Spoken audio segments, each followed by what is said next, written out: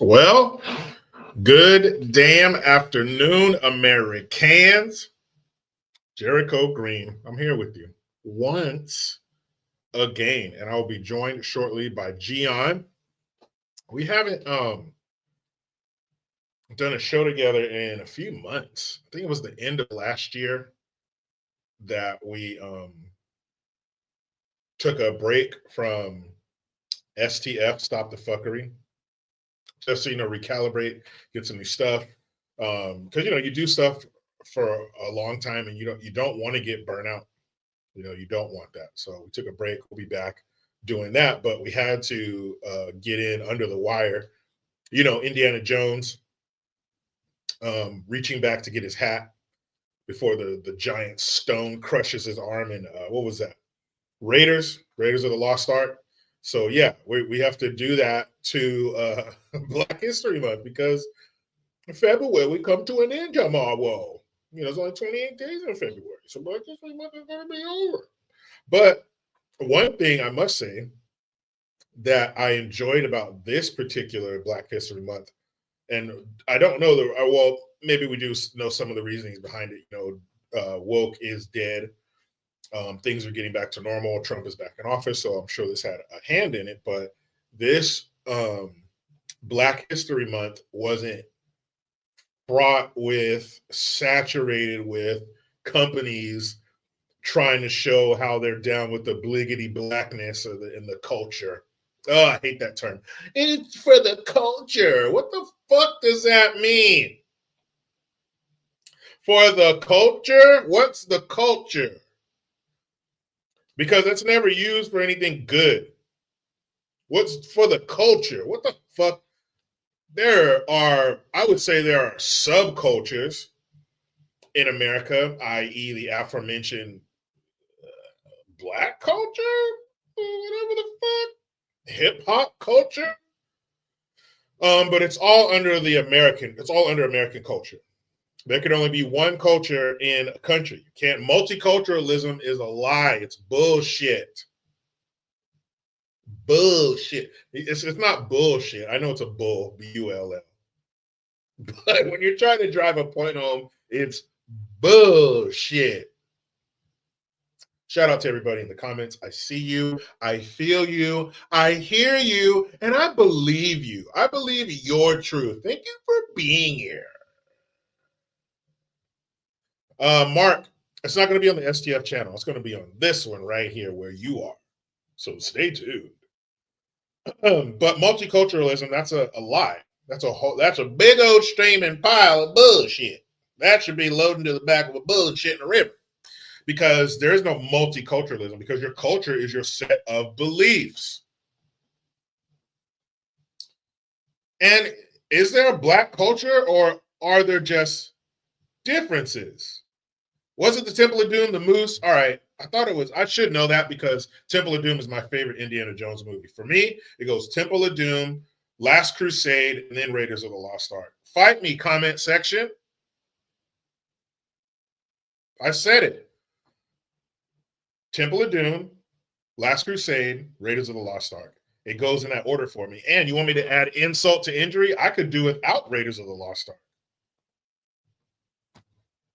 Take that. Take that. Don't investigate me, FBI. I was joking. I'm not down with Diddy in any way. But multiculturalism, that's a lie. Now, are there differences in the way people are raised? If you come from a different shade, yes, my upbringing was different than my white friends. It just was. Their household was different. The way they interacted with their parents was sometimes different. Sometimes. Because I had like my next door neighbors and my friend Leo, who's still my best friend to this day. Our upbringings were similar. We both got our asses whooped. Pretty strict. But there are differences. There were different things in my mom's cabinet and in her bathroom to get ready in the morning. There were different things for me. Yeah, there are differences, but I wouldn't say there's a cultural difference, because for the most part, Black, white, Mexican, or whatever, if you're raised in this country, chances are you celebrate Christmas, your birthday, Halloween, and all that stuff. Some people, maybe for religious reasons, they don't celebrate Halloween, or maybe it's not Christmas. Maybe they're Jewish and it's Hanukkah, or maybe usually I found in my experience, I found with like my Mexican friends or people I knew who were Italian, Christmas Eve was a bigger deal than Christmas morning. But for me and most of my friends, Christmas morning was it. Christmas Eve was cool. Maybe have family over for dinner and all that kind of stuff. But like I found that my Mexican and Italian friends, it was like everything's on Christmas Eve, night, families there, huge dinner. Yeah, hold on. Mike, he says, no, the grabbing of the hat was indeed from Raiders. Yeah, because it was, man, why am I allowing myself to be led astray and run amok and bamboozled? Yeah, because it's in the beginning when he's running from the boulder, and then the dude who was supposed to be helping him, who said, throw me the statue, and he threw him the golden head, and the guy said, adios, and left his whip. Yeah, the boulder's chasing his ass, and then he gets, hold on. Because I'm sick and tired of the mis and disinformation. Misinformation and disinformation is real. Indiana Jones grabbing women by the, just kidding. Indiana Jones grabbing women by, yeah, it was Temple of Doom. I was right, because they're leaving the room. They're leaving the room that he was trapped in because Willie hit the damn button or the knob or whatever when she was all scared. So yeah, it was Temple of Doom. Leave me alone, comment section. I will never trust you again. Again. There we go. That's how I meant to say it. And later today, Island, what up? More and more people joining. We're over 100 now. I have, 5 videos to do today. 5 more. I've already done 2. I had some errands to run, so I did two in my vehicle today. And then I have, like I said, 5 more topics to do videos about that all of them are just too good. They're just too good. And I've already done thumbnails for most of them. So we have to go through with it. But I don't know if you guys saw the clip of Kamala visiting some of the fire damage in the Palisades. Holy shit. Of course, Ghetto Queen rep Jasmine Crockett, she told, someone asked her, if you could tell Elon Musk one thing, what would you say? She was like, fang off, real classy. Brandon Johnson has the lowest approval ratings in political history in Chicago. I wonder why. Epstein, the flight list. What's up? Some of it's supposed to be released today, I believe. What's going on with that? And Tiffany Henyard, the mayor from that city, was it Indiana? Somewhere in the Midwest, where she was just balling out of control, taking vacations. She's the one who got in a fight at a city council meeting. A mayor got in a fight at a city council meeting. That same lady, she got the brakes beat off of her in the election. She lost badly. So we will revel in that. We will wallow in her misery, as we should, because the left is garbage in all its forms. Daryl Alexander. My name is Daryl. It's my brother Daryl. It's my other brother Daryl. You ever see that show? What show was that? And no Googling. What TV show was that from? I'm Daryl. There's my brother Daryl. This is my other brother Daryl. Daryl Alexander, I thank you. He said, truth be told, Black culture is the only accepted culture in America. I think the elections prove that, but the left won't talk about that part. Truth be told, Black culture is the only accepted culture in America, and the elections prove that. How so? What is Black culture, and how is it the only accepted culture? I think American culture is accepted. That's right, people. Newhart, the Bob Newhart show. None of the miners said Slavey Crockett. That's Jasmine Crockett, this reparations. But we don't believe in handing out money, but we want to hand out money to Black people. Girl, shut up. That weave's too tight. Take that shit off your head. Let your scalp breathe, you psychopath. Okay, Black culture is the only accepted culture. How so? Is it because, but I think when people say Black culture, you can't help but think rap music. You can't help but think the clothing that comes along with that, and whatever Black fashion is or style.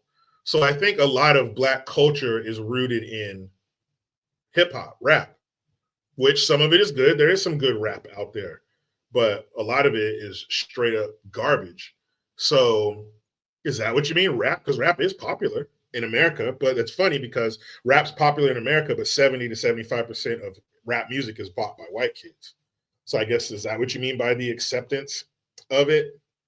Um, and how did the election prove that? Because I think everybody was in on the election, obviously by the political curb stomping that hyena hybrid, like somebody in a laboratory somewhere, one scientist was carrying hyena DNA, the other one was carrying human DNA. They turned around, whoops, they bumped into each other, it mixed up, ran down a drain somewhere before they could clean it up, and then that's how we got Kamala Harris. Am I wrong? Am I wrong? Was Kamala Harris not created in a laboratory somewhere? But I think that, and perfect timing, Gion's ready. I'm gonna bring him in a second.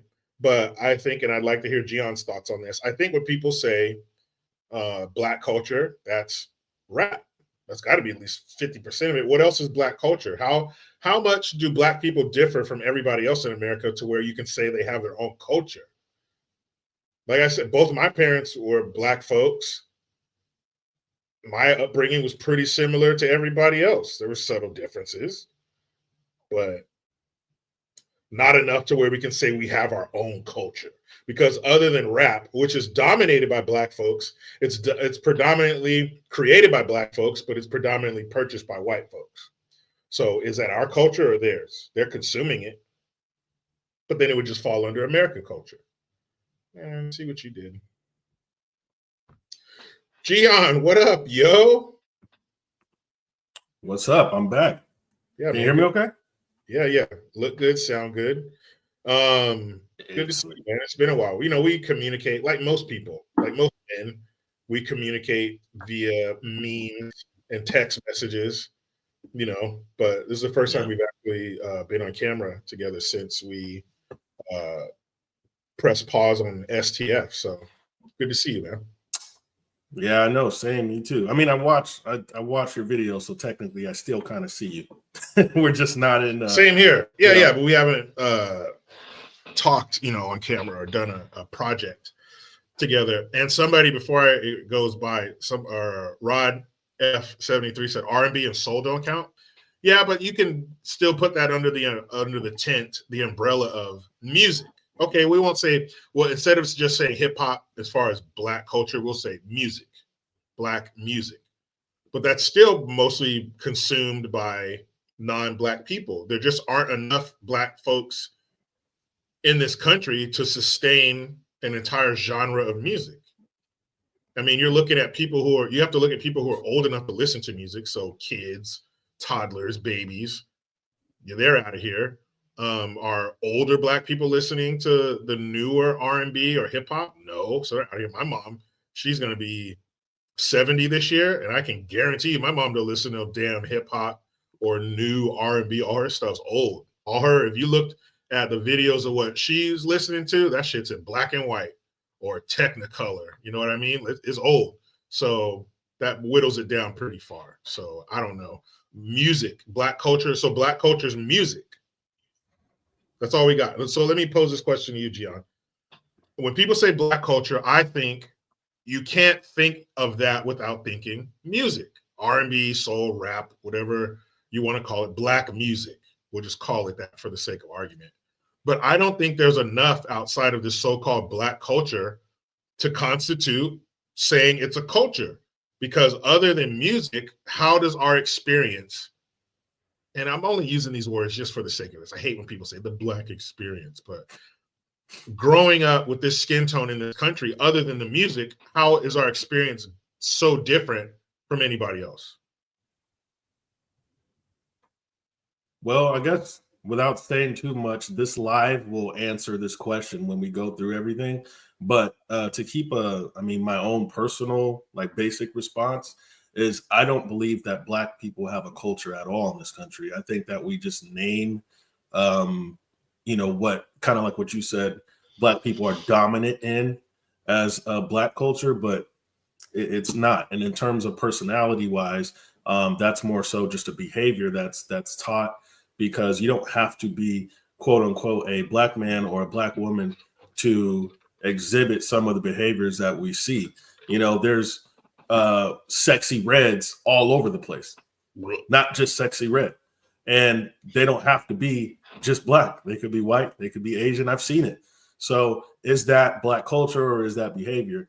I would put it more in the category of behavior, because it's something that is taught, it's something that's kind of passed down, but that's not a culture, because if we were to say it was a culture, then how come every other place where there are, descendants of Africans, it's not the same at all. This is only something we experience here. So I would say it's more of behavior than a culture. For sure, I agree. And also it's more of a behavior than culture, is because you can attribute it to other races. There's hood ass, dirty ass places where white people live and their little dirty ass, badass kids running around. There's hood ass Mexican places where little dirty ass Mexican, little badass kids are running around. That's hood as fuck. So yeah, it can be attributed to other racial groups. Now, when you get into Indians and other Asians, you usually don't see that shit, unless some of the Asians happen to live near one of the aforementioned poor ass groups. But you can find those in any race in America, almost any race in America. And Daryl Alexander, again, thank you for the Hamilton. I appreciate that. He says, because black culture is American culture, as you said, it would be hard for Vivek to be accepted wearing the traditional Indian garb. I agree, for sure. Yeah, and that's why when I see Ilhan Omar wearing a hijab or something like that, I just feel like she doesn't have American culture, and she's not proud to be an American, and she's not assimilating to our culture, because that's not American. We don't wear hijabs. We don't wear, the traditional Indian garb, like Daryl said, that if Vivek were to wear that. And not that we don't like it or we don't understand it or we don't want it. It's just not us. We don't, as a country as a whole, the overwhelming majority of our population, we don't believe that. We don't do that. So, that's no hate or whatever, but no shade. But we don't do that. That's not our thing. We don't usually we don't believe in those religions, number one, and we don't wear that. So yeah, that'd be a tough sell for old Vivek. So, the ning, ning, ning, ning, ning, ning, ning, ning, ning, and all that with the I'm sure there's a word for that garb, but I don't know. But yeah, that'd be a tough sell for old Vivek. That's just not what we do. Just not how. And I think he would. He looks fine in the suits, man. He needs he's in America. I think he understands that. Yeah. But first things first, let's change this background to what it's supposed to be. Oh yeah. Hey, can you send me? Can you put the links in the private chat like you have before? The links to the videos? Yeah. Yes, I can. But I wanted to keep the website stuff off of it and just play the clips. So are you able to download them? Yeah, that's what I'm checking out right now. Okay, because it'd be better that way. Because there's advertisements and all that stuff, and I'm like, I want to skip all that. They want to get right to the point for everybody.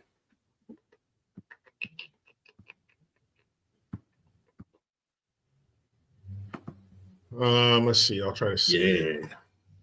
There we go. That looks so much better. Shut down. Let's name it clip 1.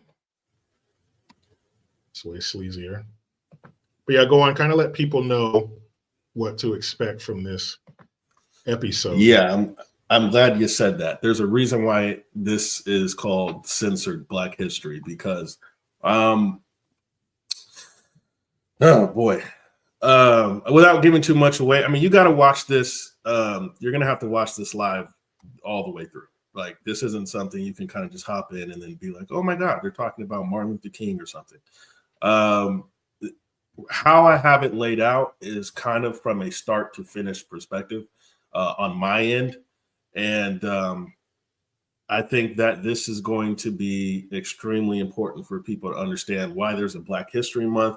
Also, it will, the answer to what Jericho's question was in the beginning will come, because you will see exactly why me and Jericho seem to agree why exactly there is no Black culture in America at all.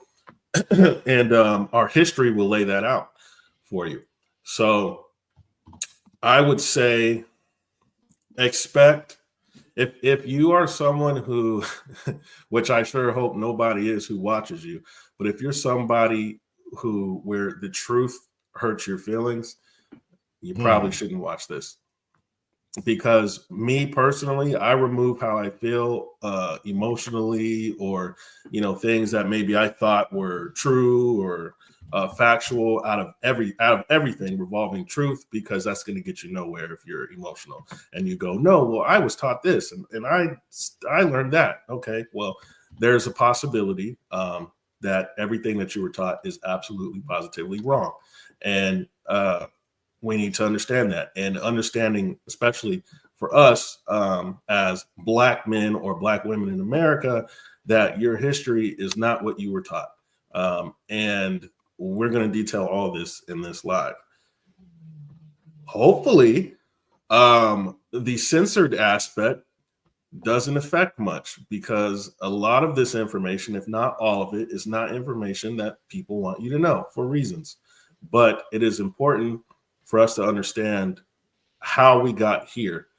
For an example, the DEI stuff that people are all seeing, we're going to touch on that. The reason why the specific Black figures, for an example, in the civil rights movement, or way after that, like Obama and all this stuff, and how they play into our Black history, quote unquote.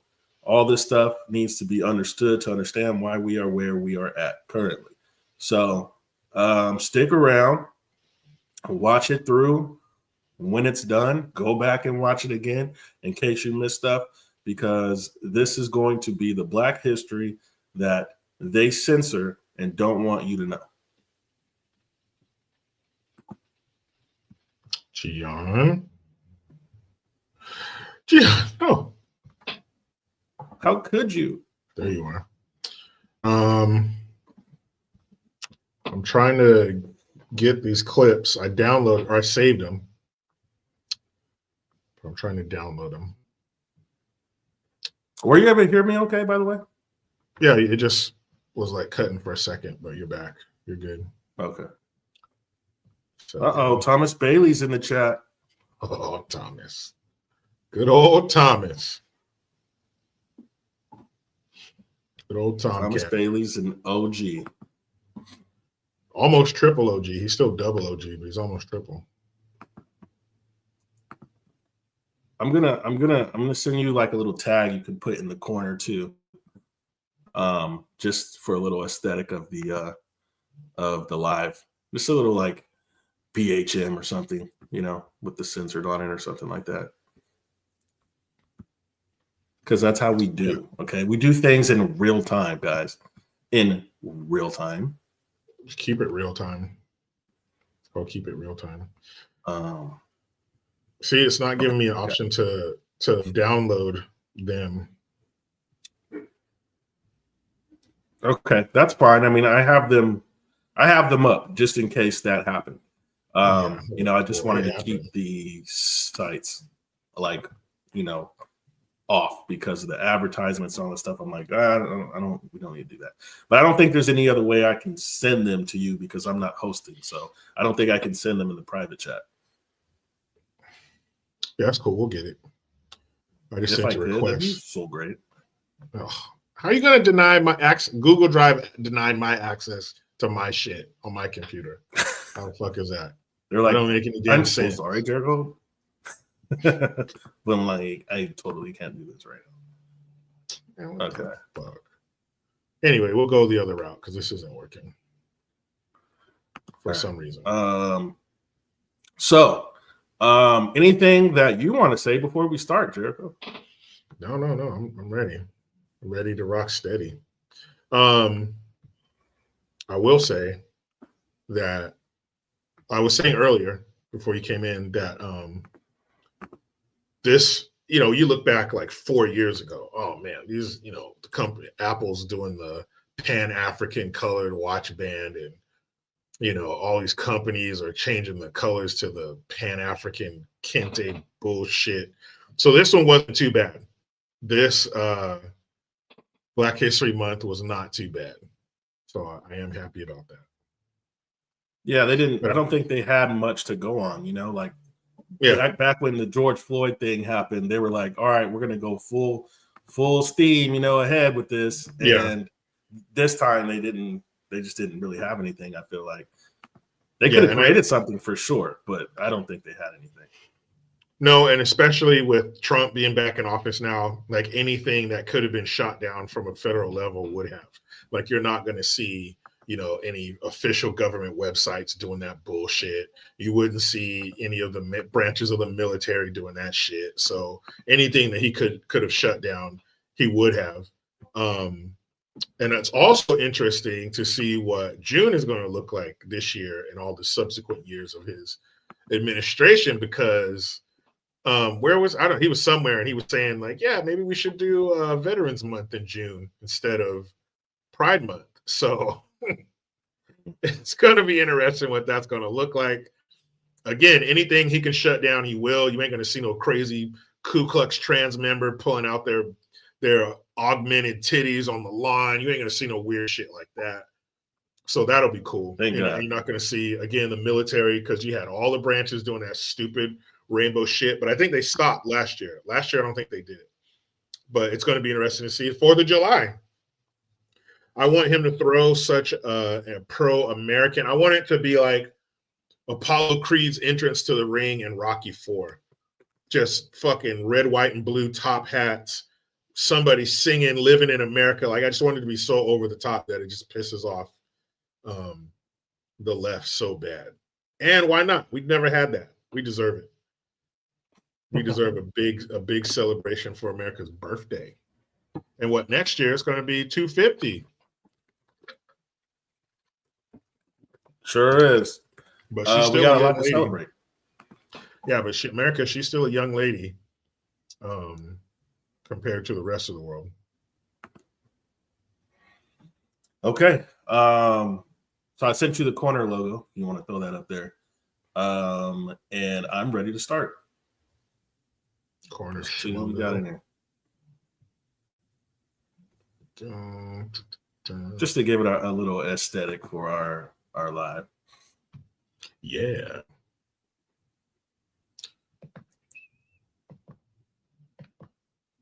Oh, damn it.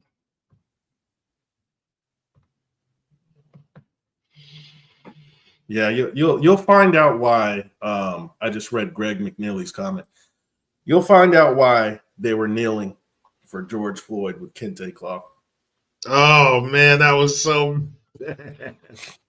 That was so bad, man, when they did that shit.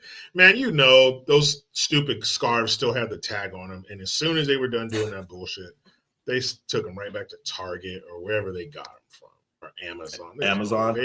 There's no way in the fucking world that they were going to really have that bullshit. Shut up. But they did it for old GF. Oh, and didn't Pelosi call him, what'd she call him, George? What do you call somebody? Yeah, what did she call him? She called him something else. George, oh man, what'd she call that fool? Yeah, it was something silly. Like George Lloyd or something. It was so bad. Like, you don't give up. Kirby. Dude. George Kirby. Yeah. Man, you don't give a shit about this. You don't even know his name. How do you get those two mixed up? Floyd and Kirby, dude. George Kirby. Probably some colored fella. Probably some colored fella that was blowing her back out back in the day in secret. George Kirby. That's unfortunate. Drunk bitch. Anyway, let's get this party started, huh? Yeah. I just realized that the logo's small. I'm gonna make it bigger, but in the meantime, yeah, I'm ready to go. Size matters, no matter what they tell you, fellas. Size does matter. I need you guys to know. Okay. They're lying to you. If a woman says it doesn't matter, she's lying. Ladies, you know you're lying too. Yeah, especially if she goes, I just love him for who he is. No, he has a great personality. It's a great personality. It's like, let me tell you who he is. Okay. Very small. That's what. All right. So how do we share them, or you put them up, or whatever? Yeah, I'm gonna just send the links to the site. So the first, just sent the other logo too. So the first thing that we're gonna touch on in Black history that is censored, okay, is slavery. That is the most talked about, most victimized thing in the Black diaspora that we could possibly, be involved with. Still to this day in 2025, they bring this up all the time. They have to. They have to, because they need a group of people that are always at the bottom, because that's how quote unquote revolutions start and revolutions happen. So, of course, slavery, going back to slavery times, they have to bring that up, because you don't want to go back to slavery, do you? But the most important thing to understand is not just, slavery in itself, but who was behind slavery. I mean, if we don't ever know who was doing what, then what do we really know about it? Oh, I see where you're going with this. Jericho, if you want to pull this up, we'll read a little bit about how we got here. How did Black people end up in America to begin with? America. All right, let's share the screen here. Present. Share it. George Kirby. Oh, this is for George Kirby. All right, here we go. The Atlantic slave trade. So the Atlantic slave trade, or transatlantic slave trade, involved the transportation by slave traders of enslaved African people to the Americas. European slave ships regularly used the triangular trade route and its middle passage. Europeans established a coastal slave trade in the 15th century, and trade to the Americas began in the 16th century, lasting through the 19th century. The vast majority of those who were transported in the transatlantic slave trade were from Central Africa and West Africa, and had been sold by West African slave traders to European slave traders, while others had been captured directly by the slave traders in the coastal raids. European slave traders gathered and imprisoned the enslaved at forts on the African coast and then brought them to the Americas. Some Portuguese and Europeans participated in the slave trades. As the National Museum of Liverpool explains, European traders captured some Africans in raids along the coast, but bought most of them from the local African and African European dealers. Many European slave traders generally did not participate in the slave raids because life expectancy for Europeans in sub-Saharan Africa was less than 1 year during the period of the slave trade because of malaria that was endemic in the African continent. Portuguese coastal raiders found that slave raiding was too costly and often ineffective and opted for established commercial relations. So what that's saying is, most of the slaves that came here came from Central and Western Africa. The Europeans were involved, and the Portuguese, but this idea of the white people went there and took the slaves is not true because of the malaria. The medical technology did not exist to vaccinate people from these diseases. So how did the slaves get to these trading posts along the coast? Well, the people who weren't susceptible to malaria had to get them, and those would be the Africans. Am I right so far, Jim? That is correct. Mm-hmm. So it says the colonial South Atlantic Caribbean economies were particularly dependent on the slave labor for the production of sugarcane and other commodities. This was viewed as crucial by those Western European states which were vying with one another to create overseas empires. The Portuguese in the 16th century were the first to transport slaves across the Atlantic. In 1526, they completed the first transatlantic slave voyage to Brazil, and other Europeans soon followed. Ship owners regarded the slaves as cargo to be transported to the Americas as quickly and cheaply as possible. They are to be sold to work on coffee, tobacco, cocoa, sugar, and cotton plantations, gold and silver mines, rice fields, and the construction industry, cutting timber for ships as skilled labor and as domestic servants. I'm going to read that one more time. They completed they were there to be sold to work on coffee, tobacco, cocoa, sugar, and cotton plantations, gold and silver mines, rice fields, and the construction industry, cutting timber for ships as skilled labor and as domestic servants. But to tell you, we all worked in the cotton fields and the tobacco fields. The first enslaved Africans sent to the English colonies were classified as indentured servants, with legal standing similar to that of contract-based workers coming from Britain and Ireland. However, by the middle of the 17th century, slavery had hardened as a racial caste, with African slaves and their future offspring being legally the property of their owners, as children born to slave mothers were also slaves. As property, the people were considered merchandise or units of labor and were sold at markets with other goods and services.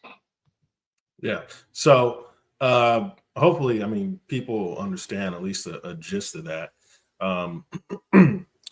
This is, once again, this is how Black people got to America to begin with.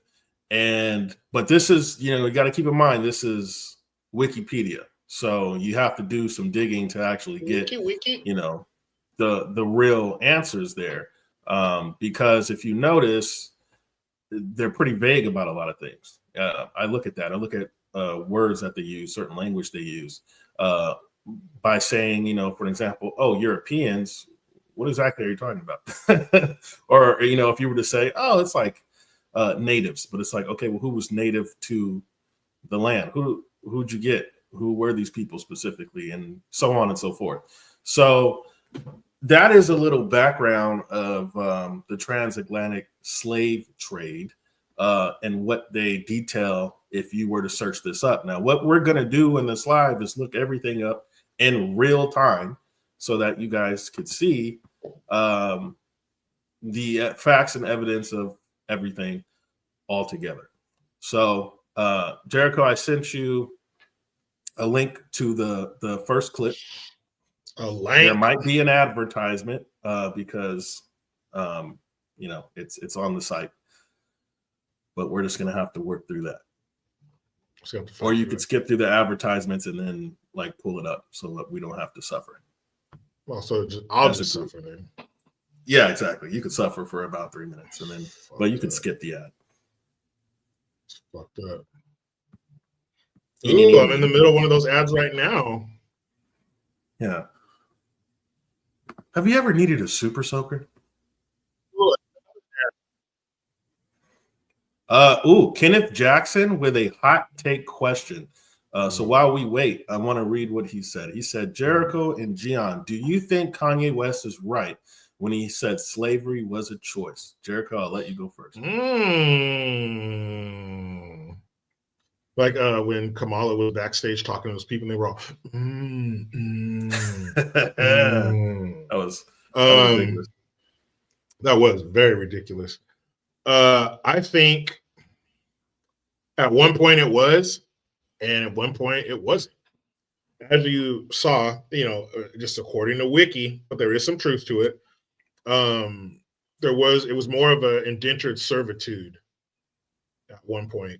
It wasn't the Kunta Kinte cutting your foot off. And you hear some pretty outlandish claims about slavery that are just horrible.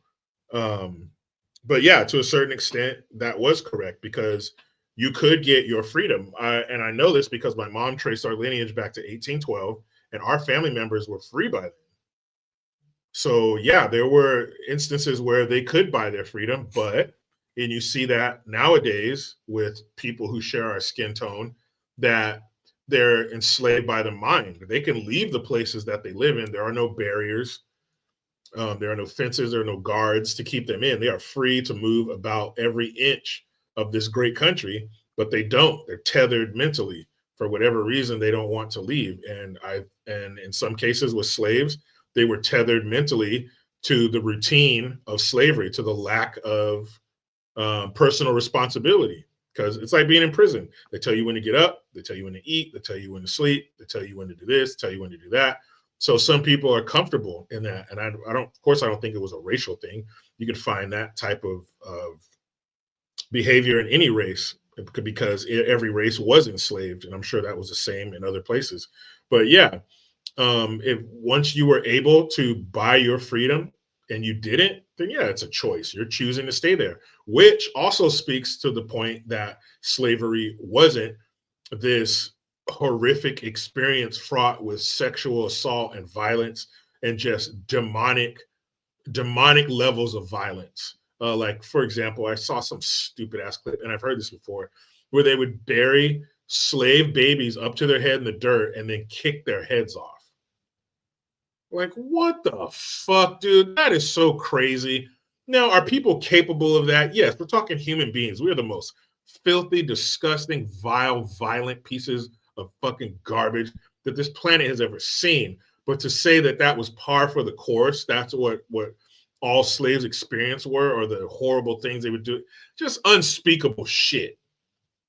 That may have happened, but that wasn't how it was for most slaves. But if you play into, you were able to get your freedom, and as it also said, which is true, it wasn't just cotton fields and tobacco fields. It was building ships. It was skilled labor. Black people helped build society, every facet of it, not just in slavery. But if you buy into that and you believe that, then you expect more of today's Black people. You came from greatness. You came from hard work. You came from skills. So I expect that from you now.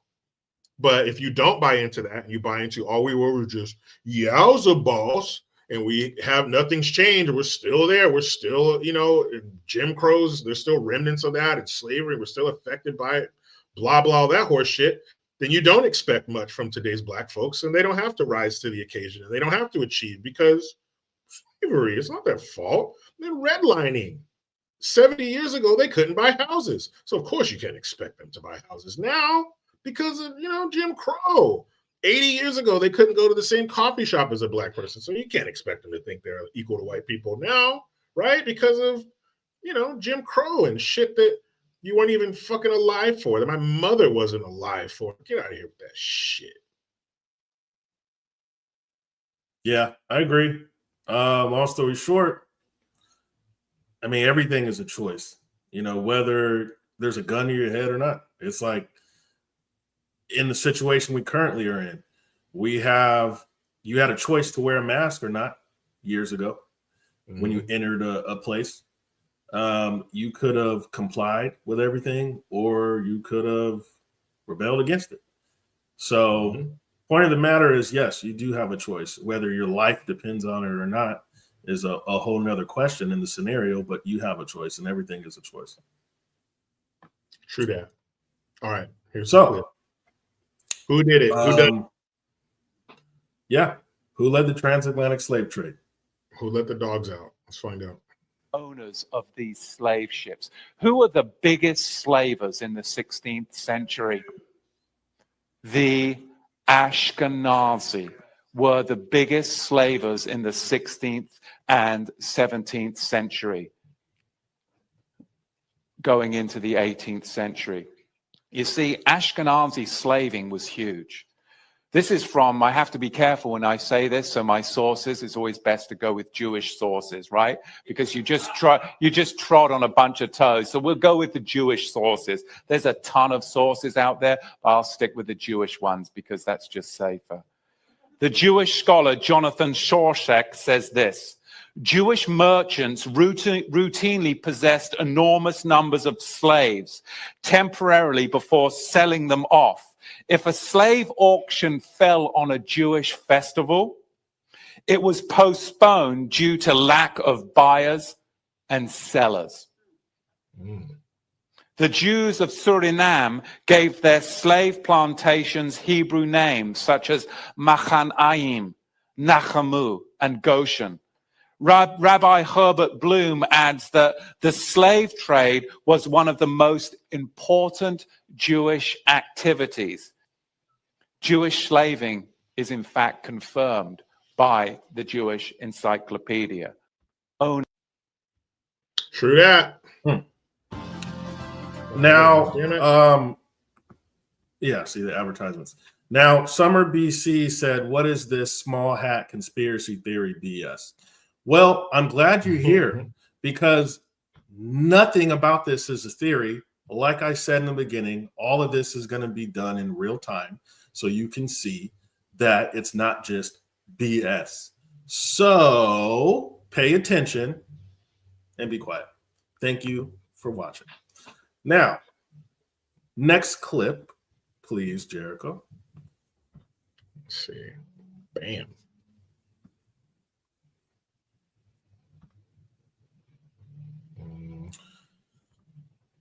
Okay, let's make sure we get through these ads. And of course, anything you want to, I don't know, I guess, add while we wait for the advertisements to disappear. Jumping on all these grenades for you guys. I know, right? Full body, too. Okay. All right.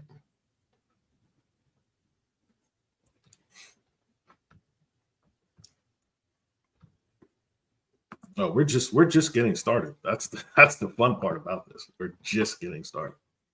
All right, here we go.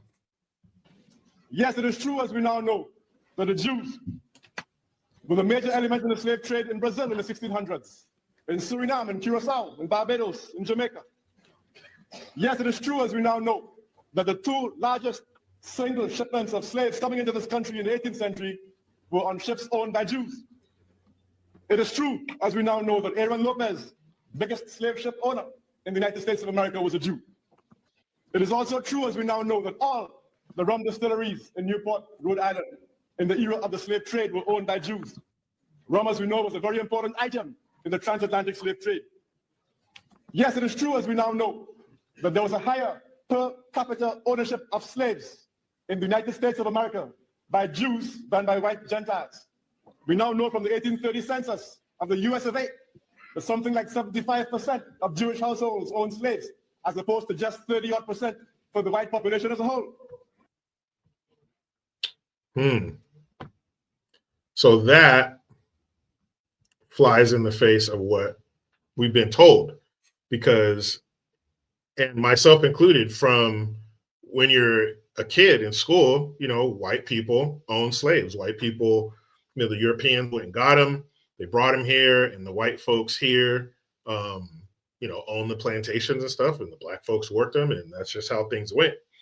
And that may have been true to a certain extent, but then you're leaving out, there were black slave owners, there were Indian slave owners, and there were Jewish slave owners, and the Jewish people owned the majority of them. And that's just part of the truth. You know, it's not what we've been told was the truth. And my parents told me a partial truth is a lie. So we've been lied to because they didn't tell us everything. And it's not to be like, oh, the Jews are terrible, the Jews. But if they're part of it, then why are they left out of the discussion? Why don't you hear about that? Why wasn't that part of it? It's not going to, I don't think it's going to make people hate Jews. It didn't make people hate white people because they were involved. So, and that too, the leaving out that they were black slave owners and Indian slave owners, that's part of the truth too.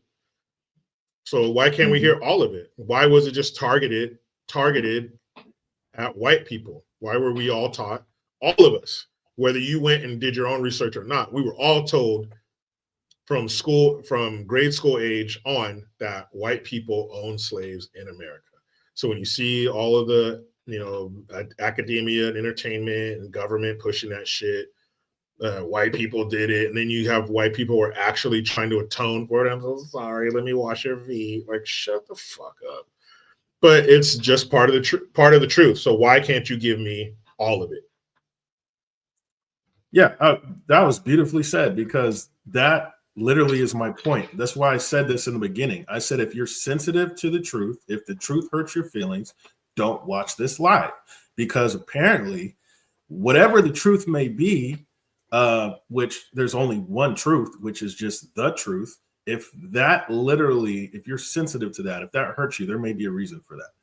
And it could be brainwashing, because we all been brainwashed to some degree. We've all been taught things that weren't true. We've all been told things that weren't true. We've all been lied to about whatever things in your personal life or on a broader scale.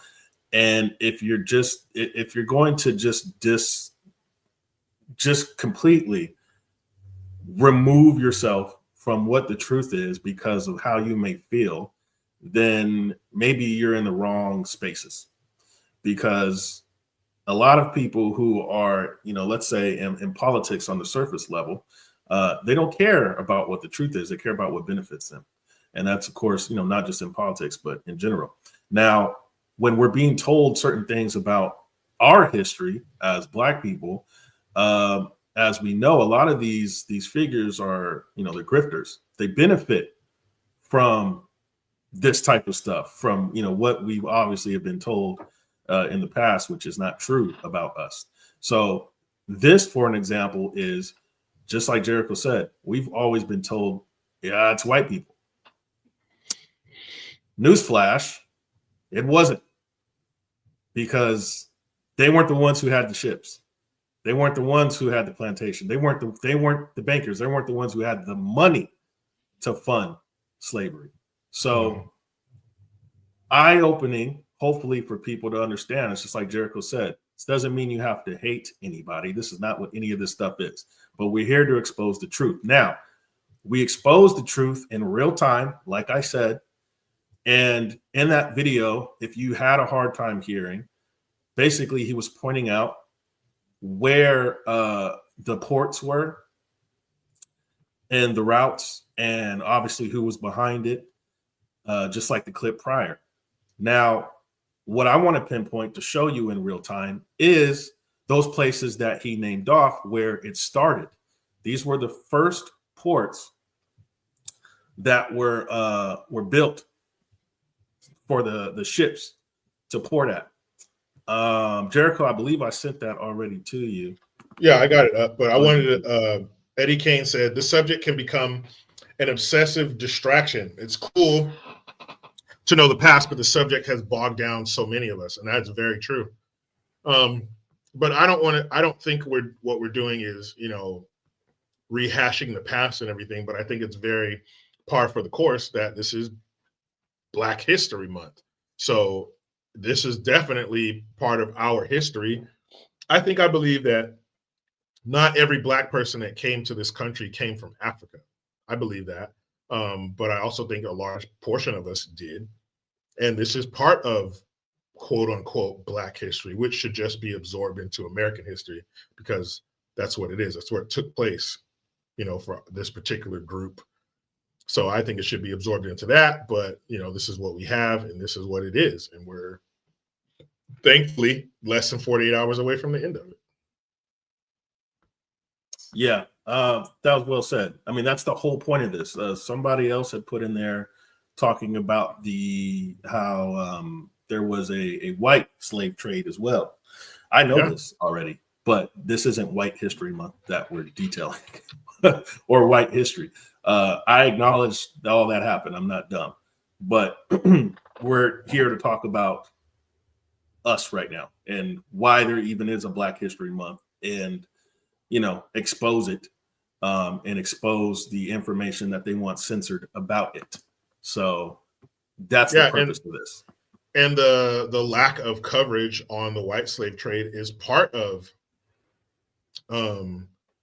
the cover up of American history, because part of the lie is telling us that we were the only ones who experienced this within this part of the world, in this hemisphere. We're the only ones, and that's not true.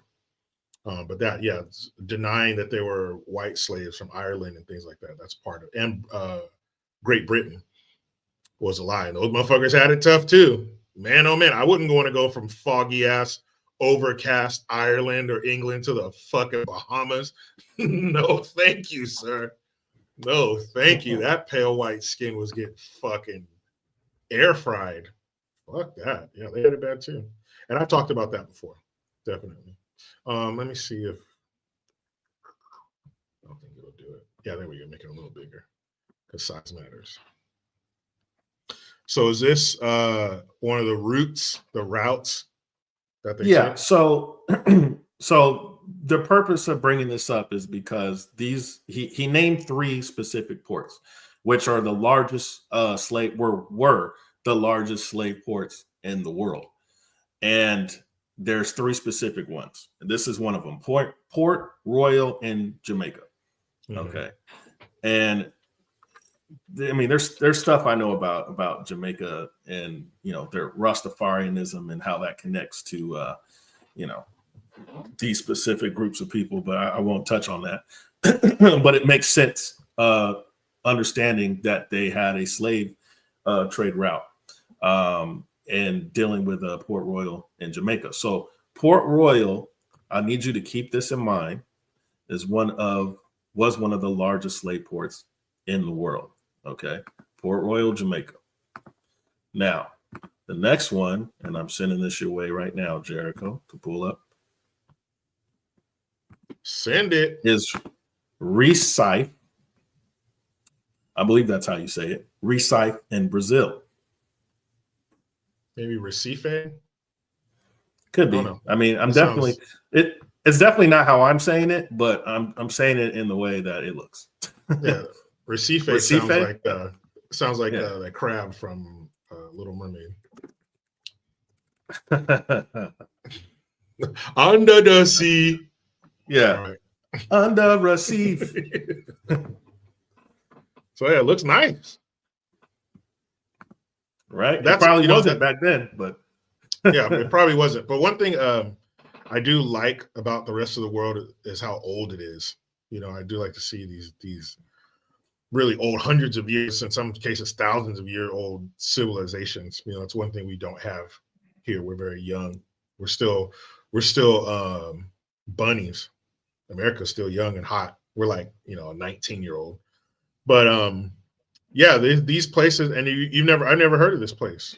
I never heard of Port Royal before, but apparently these were big players in this whole great lie we've been told. Pull up Recife. Recife. There we go. It's capital of Pernambuco, Brazil, on the northeastern Atlantic coast of South America. It's beautiful. It is the largest urban area. Go ahead. No one can see it. You didn't. I clicked on it. No. Come on, Recife. But just so people get a visual. Oh, my bad. I thought I shared it. Here we go. So I'll go. There we go. So it is. You can see it kind of outlined right here. That little red, those red dots. That's big. That's huge. It looks beautiful. It looks, you can, especially that shot right there looks gorgeous, but that shot down the street where you can see, like in downtown right here. There, we'll come back to it. Like right there, that one, the night shot, like that, man. Look at that, how old the history of that. And that was all by hand, like this right here.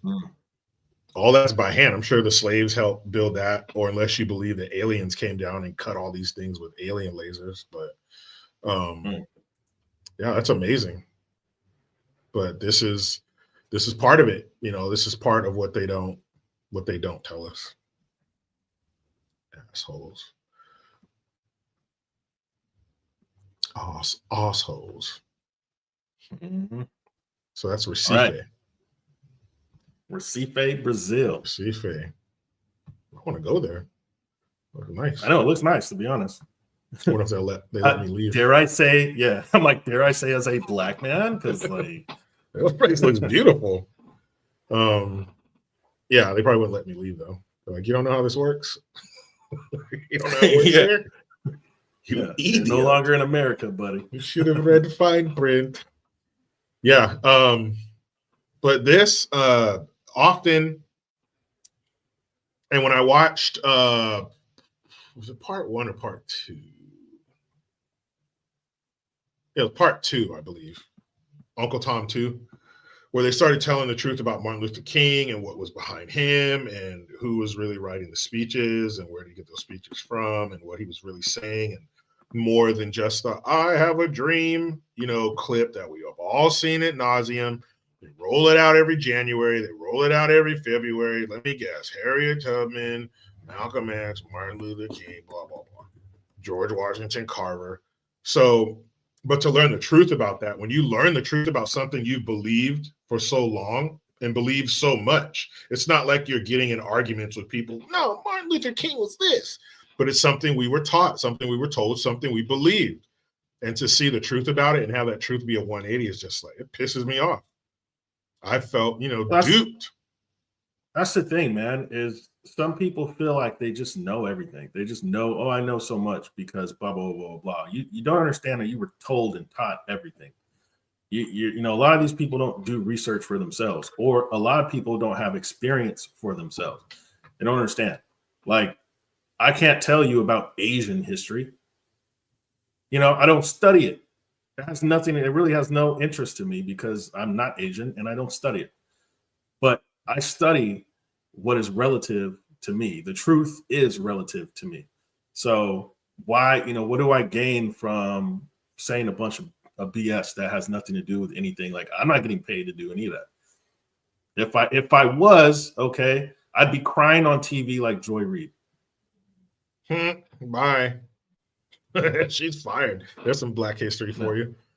She got fired. Yeah. And then, whenever they speak of Black history, it's always downtrodden. It's always slavery. It's always Jim Crow. That's it. That's all they ever show you. The movies. Oh, it's always the first Black whatever, and the Black this and the Black that. And there's racism, and there's this and there's that. And white people call them this. It's always some downtrodden, woe is me bullshit.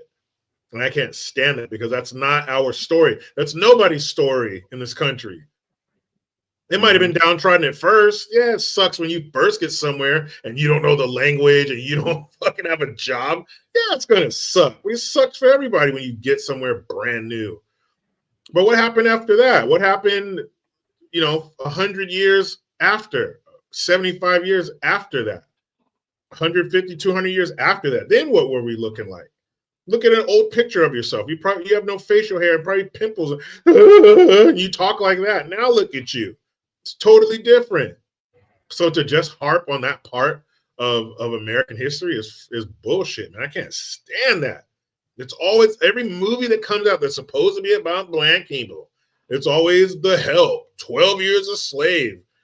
Man, they had some bullshit. I think it came out last year where it was a Black pilot during World War II, and there was only one white pilot who didn't have a problem with him, and they did all these missions together. Man, stop it. Where's our fucking Crazy Rich Black People movie where it's just about them being wealthy and successful? I'm so tired of this downtrodden shit. Most Black people are normal. It's like everybody else, middle class, a little upper middle class. We got some rich people in there. We don't have the numbers, which is ridiculous, the population wise, but the way Black folks live in America is just like everybody else. Our history is just like everybody else, except just the slavery part didn't take place here. That's the only difference. Everybody else's slavery took place in their country. Except for some Irish and English people. But for the most part, you were enslaved where you were. Everybody's dealt with that. So I just can't stand that bullshit. Even Black history, it's always Martin Luther King, Malcolm X. Fucking shut the fuck up. Show me some Black people that are still alive that didn't get assassinated. How about that? What's the dude's name? He has some unisex name who invented the Nerf gun. How come I don't know everything about him? How come we don't know everything about Ben Carson? How come I don't get beat over the head with some speech he gave at medical school or some shit about prenatal heart surgery? Why don't I hear that shit? Well, once again, I mean, You bring up good points because I feel like those are questions a lot of people probably ask. Like, why we hear about the same people? I mean, we're going to get to that in the live. That's why it's like, this is, man, how do I sum that up as short as possible? There's a reason why our Black history is the same always. There's a reason why it's the same figures always. There's a reason why there's a Black History Month at all to begin with. And I mean, I can't wait to get to this stuff. But like I said, I have to start out with slavery because I feel, let's kill that. Let's just dead it. Let's get all that stuff out the way as much as possible so that we can just understand what happened, who was behind it, all that stuff. But, it's like, let's just get all that out the way so we can move forward and understand how we got here to begin with. Yeah. And, so next, pull up the next port. I think it's Newport, Rhode Island. Oh, and Lonnie Johnson, that was his name, the guy who invented the Nerf gun. Did you know that? Who is it? Be honest in the chat if you didn't know that a Black dude named Lonnie Johnson is the one who invented the Nerf gun. Why aren't we beat over the head with successful Black folks? Just like all the other successful people in other races in this country, instead of the fucking, I can't stand that shit. It's always in black and white. All the shit they show about Black folks is in black and white because it's old. It's old shit. Mm-hmm. Bunch of old ass bullshit that doesn't happen anymore. I want to know about Lonnie Johnson. You want to keep your mind in that, that space bullshit. and that time. In the past. Because then you go, yeah, that's right. I remember slavery. It's like, yeah, you were never a slave. Your mom, your dad were not even close. I've driven past cotton fields. Michael Coulter, you are hitting the nail on the head. We're gonna get there. I'm just waiting for Jericho to put up these last couple of things, and then we're gonna we're on our way over there. We're on our way over there. Ooh, nice. Newport Beach. Isn't that still an expensive place to live? Looks like it. Looks like Newport, Rhode Island. Newport, Rhode Island. Looks very nice. I want to go vacation there. Why do I want to go vacation at all these slave ports? They look so nice. Look at that. Who would want to go there with the wife and kids, or maybe just the wife? You know what I'm talking about. Get you a little B&B, nice little hotel, walk around, get some good food, defile that room a couple times. Yeah, man. That looks like a nice place. Tau 1776. You are correct. So correct right now. You're so correct. Like, honestly. Nice. Newport. Yeah, so these are the places where the largest slave ports were. Okay. These were the first largest slave ports in the world. Newport, Rhode Island, Recife, according to Jericho, which does sound a lot better than what I say. Yeah, right. Brazil. And Port Royal in Jamaica. Okay. Irie. Now, hear that? All you bomba clots. This may or may not blow your mind. If it does, fantastic. If it doesn't, I don't care. Once again, this is the truth. It will blow now, your ass. Jericho, do you mind pulling this up, please?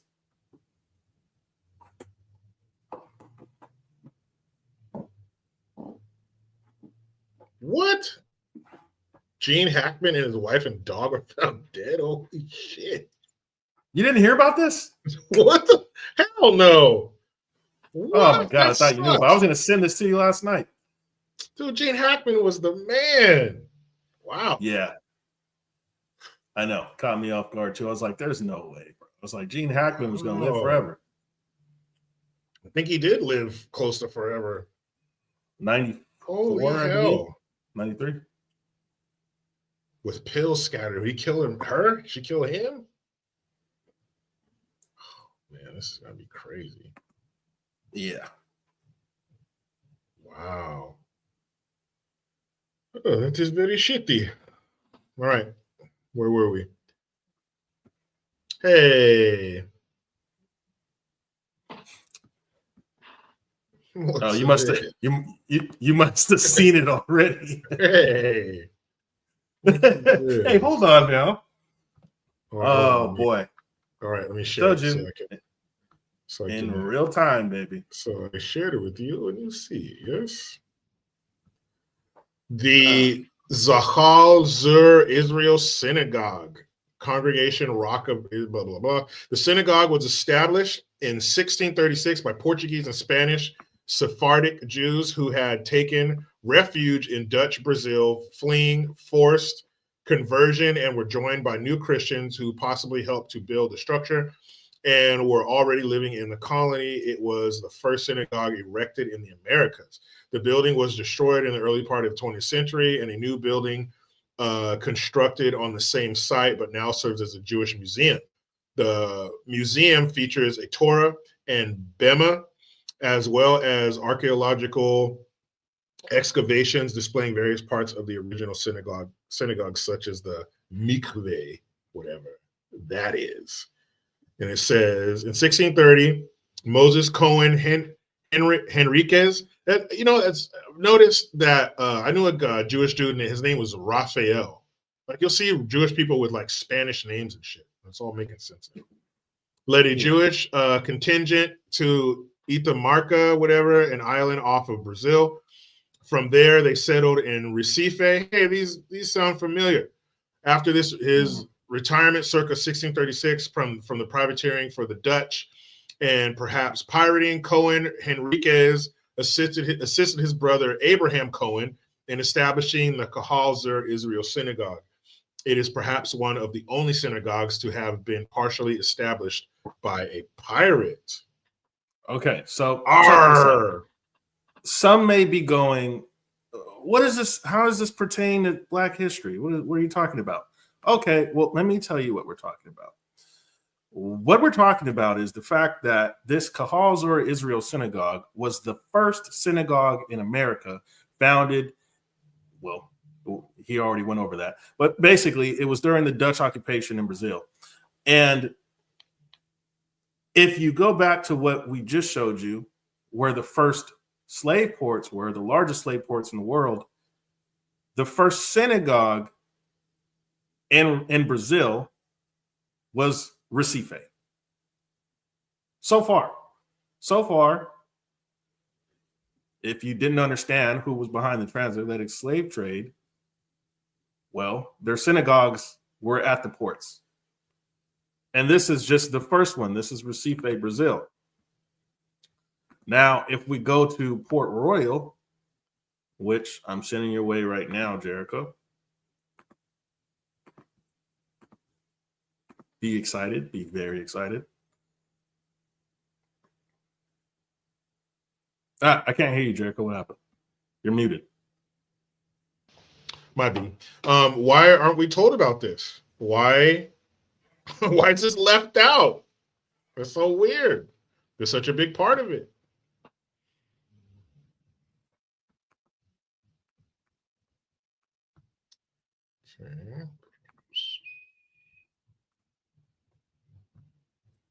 Okay, the first synagogue in Jamaica was built in Port Royal prior to 1692.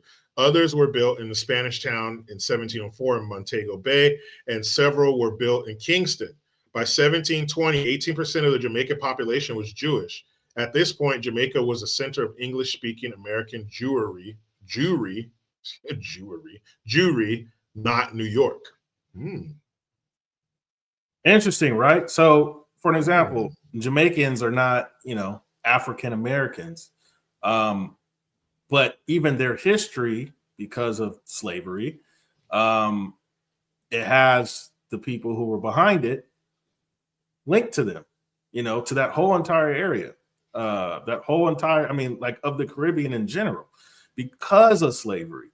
So, once again, why is there a synagogue at that point? It was white people, right? Okay. But that means you're establishing something. Like, you're putting church there. That means this is serious. We're going to be here for a while. Oh yeah. I mean, there's a whole nother clip. we're going to get to, that's going to be, and then we're going to be done with slavery. Thank God for hopefully forever.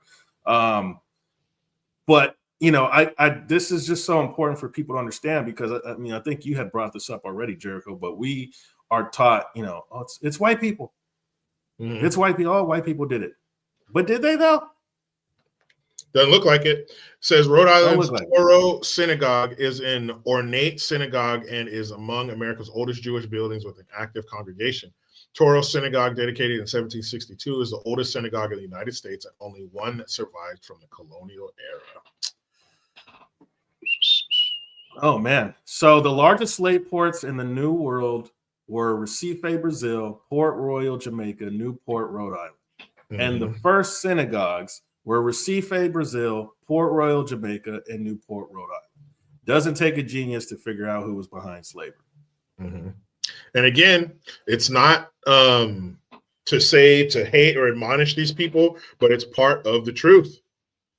It is. These people were at the largest ports. They own the most ships, all that kind of stuff. That's how they got here, were by ships. So that needs to be part of the discussion. Everything. In order to have a discussion, we need to know everything about it. We need to have all the details. And that's part of the details. So why? Yeah, beautifully said. Literally beautifully said. Why was it kept from us for so long? Hmm? Yeah, I wonder who benefits from us being, I guess for lack of a better term, being ignorant to the truth. Well, if you want to know who's in charge, just look at who you can't make fun of or talk about or question. That's an easy one. Now, I believe we only have one more clip dealing with slavery. Like I said, thank God, because this guy, that topic is irritating. This guy looks like Keenan from Keenan and Kel. Oh, the one I sent you? Yeah. Yeah. So, I guess I might as well just give a little brief detail on him. So his name is Larry Gators. He's a bishop. Just a little background. He has good content, good videos, good information. And what he touches on here is going to segue into the next topic. But I believe he lays a lot out here pretty well. So let's get to that clip. White people did not create the transatlantic slave trade. White people did not create the transatlantic slave trade. Who did, Bishop?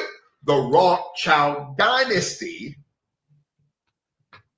For 465 years through both the East India Company and the West India Company. Here we go, Pastor Juliet. The Rothschilds created, subsidized, and controlled the global transatlantic slave trade by paying off our forefathers, your future boulets, to sell us into slavery. White men were only the foremen on the plantation, but they did not own the plantation, neither did they create the slave trade. It was these crypto-Khazarians called the Rothschilds. White folk, you're being lied to, and we, as the black diaspora, Pastor Craig, we've been lied to. Let me tell you something else. Neither did white people love white people did not love the slave trade. Let me tell you something. White people, you've been lied to. You've been taught that you created the slave trade. Wrong. And white people, you've been taught that you created the Ku Klux Klan. You did not. Yep. Yep. That is why I call trans people the Ku Klux Trans, because they are the most extreme, the nuttiest, the foot soldiers, the strong arm of the left. And the Ku Klux Klan was the most extreme, the strong arm of the Democrat Party, period. And they'll tell you that no, Republican, because them sons of bitches. Nope, it's not true. It's not true. Nope. They were of the Democrat Party. The politicians who supported them were Democrats. Some of the politicians who they were Klan members, they were Democrats. It's been a Democrat thing. It always was. There was never a switch. That's a bunch of bullshit. That's a Democrat thing, and it's always been a Democrat thing, which makes it even crazier that Black folks vote for Democrats at almost 100%. Almost every single Black person old enough to vote votes for the party that caused the problems that they bitch about to this day. That's some mental shit. That is, I don't know, man. I'm just so glad that both you and I dodged that bullet, just didn't get hit by the shrapnel from that victimhood fucking claymore. Like, we were protected. Our parents stood in front of us and shielded us from that fucking bullshit mindset. Are you dumb? So the very shit you always complain about was started and maintained to this day by the very people you run to. That's like running to your abuser. You run to them and you point to the other people that you say want to abuse you in the arms of the person who is abusing you. Holy, that's a great analogy. Shit. Yeah, that's a perfect analogy. It's the truth, man. It's I mean, I think we're gonna get to some of that still in this live. But long story short, yeah, I mean that's probably one of the best ways to put it. Is it's kind of like what you said, man. Like we dodged that bullet.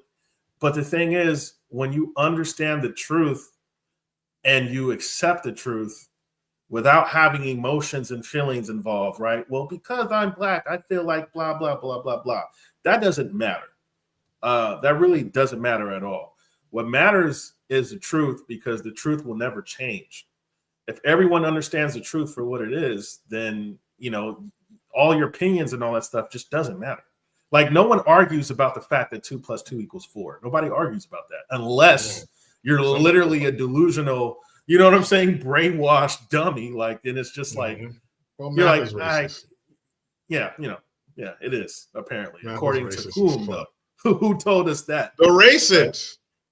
So exactly, the ones that are literally trying to just distort reality. So are you going to listen to those people or listen to the people that are literally trying to wake you up to the fact that you've been brainwashed, right? And I think more importantly, too, is that me and you are both considered quote unquote African Americans in this country or Black. There's no bias here. You know, there's no like, well, because I'm Black, blah, blah, blah, blah, or because whatever. No, it's just, this is what it is. And I'm laying it out to you that this is what it is, regardless of wherever you come from. It doesn't matter. This is what it is. WV Almost Heaven, I'm glad you said this. He says, try being framed for everybody's hardships. It's exhausting. Well, I will see that and I will raise you this. Try being told constantly that you are a victim. That shit's fucking exhausting too. To constantly be told that you don't have control over the outcome in your life. It's your destiny is held in the hands of some white person that we can't seem to find, but they control you. The police, they control you. You are in fear when you leave your house. They told us one of their main dumbasses, one of the main Stockholm syndrome sufferers, LeBronica James, told me that I'm being hunted. I'm being hunted. People are looking to kill me. He said a cop might have had an argument with his wife. And the only way to solve that, I got to go out here and get one of these damn darkies. Now, you ever had an argument with your wife? Did you feel the urge to go out and murder somebody? I don't think so.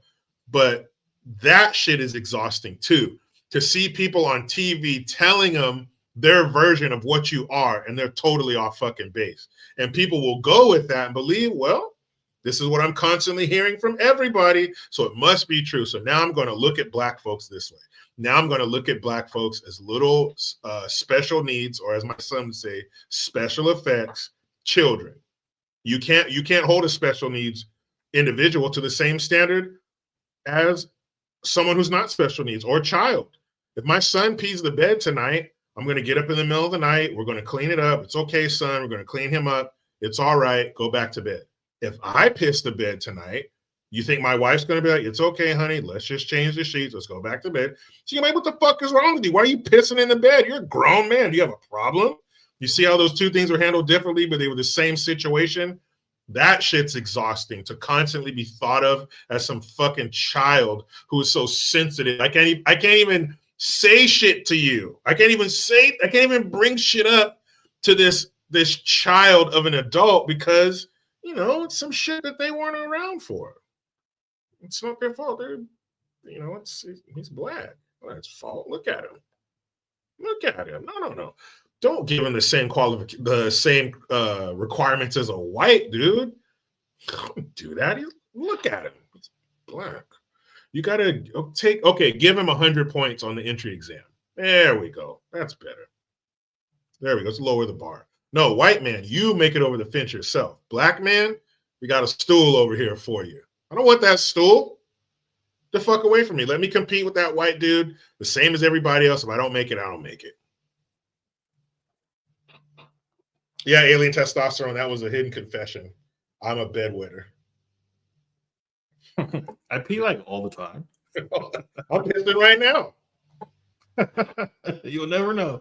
That's what I do. I don't even need a colostomy bag. I just have one just so I can piss freely. Right? Huh? I don't even have to get up. Just all right. Ready to move on? Let's do it. So that last video. video or that last clip was a good segue into the next topic. There's only a couple of things on it that I wanted to highlight. But like he mentioned, white people did not create the KKK. Another mind blow, right? We're going to look into who actually started the KKK and probably even a little bit on why the KKK was even formed and, to target, quote unquote, Black people or people of color, whatever you want to call them. But anyways, let's get right to it. So I sent you that video if you want to. I don't know if there might be advertisements that pop up. Yeah, I already went through them. But see, this is the kick in the nuts right here. This is another thing we've been told. White people, you started slavery. You owned all the slaves. You abused the slaves. Now who started the Klan? White people, you did. Those are all tobacco chewing, gun toting, sister fucking white boys. You guys started the Klan. You guys murdered and terrorized all those people. Now you're going to tell me this? Remember, the second in command of the South of the Confederacy, Judah P. Benjamin, was a Jew. And that same Jew that was the second in command of the Confederacy is the one that financed the birth of the Ku Klux Klan. So the Jews financed the birth of the Ku Klux Klan. So the Ku Klux Klan wasn't formed, in my perspective, as a Black person from what the North did to them. They were formed because they wanted to maintain a culture of slavery, and that was taken from them, and they lost the war. And so they were bitter about it. They didn't like seeing Black people with their own communities building up. These are the people that were the slaves, which is what gave them their wealth. And now their wealth has left and is building for themselves. So that's the Ku Klux Klan. It's a terrorist organization. Yep. And it makes sense. If you have something that's making you money hand over fist, and that's what you do, that's what you've been doing for hundreds of years, and all of a sudden it's taken away, yeah, I would expect that nobody would just go quietly into the night, so to speak. I'm going to do something about that. And if I have the money, if you have the means, then what you do about it is going to be on a more grand scale. If you don't have the means, well, you can only do so much. But if you have the means and the influence and the power and the money, what you do is going to be fucking huge. And Looks like that's what it was. So let's learn about old Judah. Judah Friedlander, that's a famous comedian. So Judah is a very Jewish name, and so is Benjamin. Judah Philip Benjamin served as the Attorney General, Secretary of War, and Secretary of State for the Confederacy, the first Jewish American to serve on an executive cabinet in American history. He has received the title of Brains of the Confederacy by scholars of this apparent position as Jefferson Davis's right hand. How come we don't know about this guy? We know about Robert E. Lee. We know what a scoundrel he was, but why don't we know who the Attorney General and the Secretary of War was and Secretary of State for the Confederacy? How come we don't know about this guy? And the father of the KKK? That is the racist organization. That is top-notch, top-shelf, creme de la creme racist organizations in America. When you think racist group, you think Ku Klux Klan. You think pointed white hoods and burning crosses, and you fucking know it. So why don't we know who started that? Why don't we know who started the most racist, marauding group in the history of our country? These were the ones hanging black folks from trees, which black folks dwarf in 6 months of 1 year with homicides. But anyway, why don't we know who Judah Phillips Benjamin is? Since he started, you know who they told me started the Ku Klux Klan? Forrest Gump's great-grandfather. That's what they told me. That's real. That's the guy who started the Ku Klux Klan. That's what they told us. I'm gonna add on to what you said, but there's the chat is talking about the Epstein list, and I'm just thinking, who do you think is on it? Just look at his name and take a wild guess at the group of people you think are on that list. But in terms of Judah P. Benjamin, right, and all this, it's funny because, I mean, you know, right there it says the Secretary of State for the Confederacy. I was always told that the Confederates were, you know, like you said, them gun-toting, goddamn moonshine spitting out. Not my sister. Not my sister, man. Over my dead body. Not my sister, who's my wife. If anybody's going to have sex with my sister, it's going to be me. That's who I always, you know, that's what the South was. But remember, real quick, remember A Time to Kill, 1996, Samuel L. Jackson, Matthew McConaughey. Who were those guys who perpetrated that? A bunch of Bush beer drinking, dually truck fucking mullet wearing, sister fucking, tobacco chewing man, not my United States. That's who did it. That's what those were the face of the Klan. Go ahead, Gio. Mm-hmm. But there's always going to be a face, and that's what we're going to get to when we talk about the civil rights movement and all that stuff. I mean, these people were faces for a whole nother cause. But I thought it was important to touch on this because, you know, KKK is another thing they bring up. You know, the media, the mainstream media brings up KKK and stuff all the time when they talk about Trump or Republicans. But this is the Republican Party had nothing to do with the KKK. Absolutely nothing. Nope. And here's the thing about projection. They always project onto you or others what they do. And this is their history. And unfortunately, it's Black history because I recall, you know, reading about how the KKK would murder Black people for not voting the way they wanted them to vote. Which way was the way they wanted them to vote? Democrat. So they would have these quote unquote lynch mobs who would basically, you know, put fear into the Black people in the Black communities. And, you know, they do all kinds of things. But I mean, just think about, you know, KKK in general, it's Grand Wizard and all this stuff, you know, that goes into Freemasonry, so on and so forth, which belongs to a specific group of people. So interesting stuff when you dig into that category. Now, there's another guy, you know, I want to shine some light on here, and this pertains to KKK as well. Hey, and Greg, I got my name from Jericho Jackson and Action Jackson. That's where I got my name from. I can't help the origins. That's what it means to me. Okay, hold on. Close some of these dadgum windows.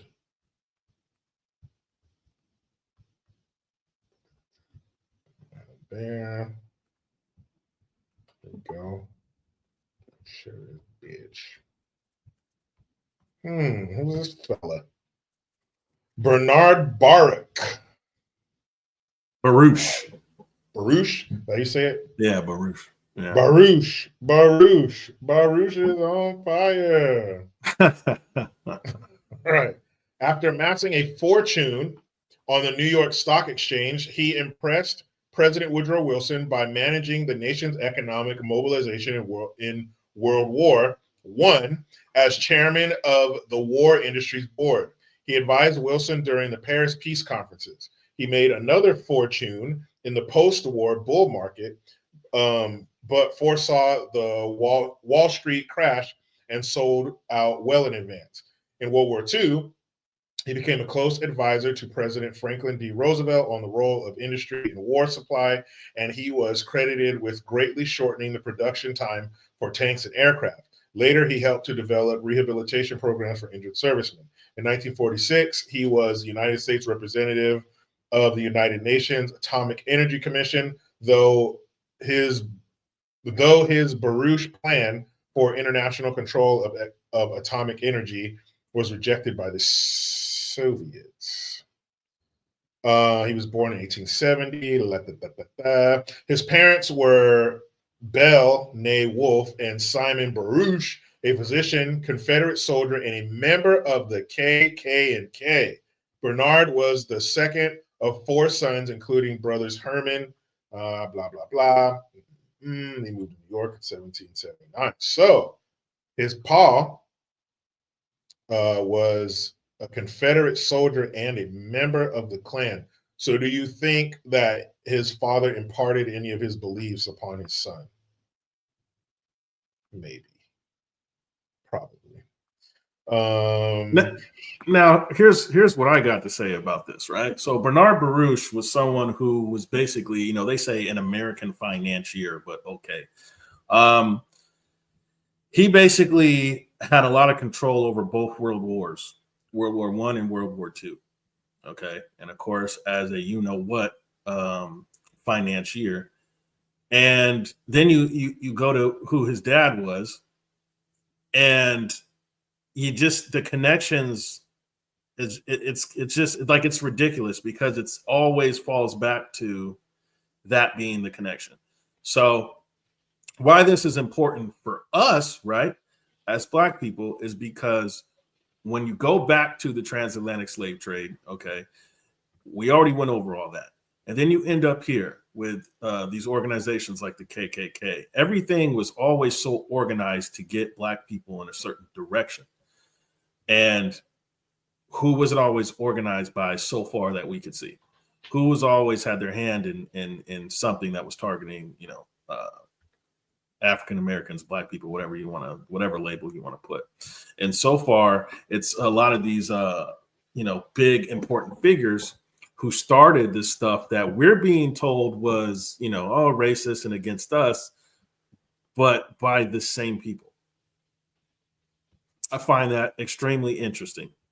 Mm-hmm.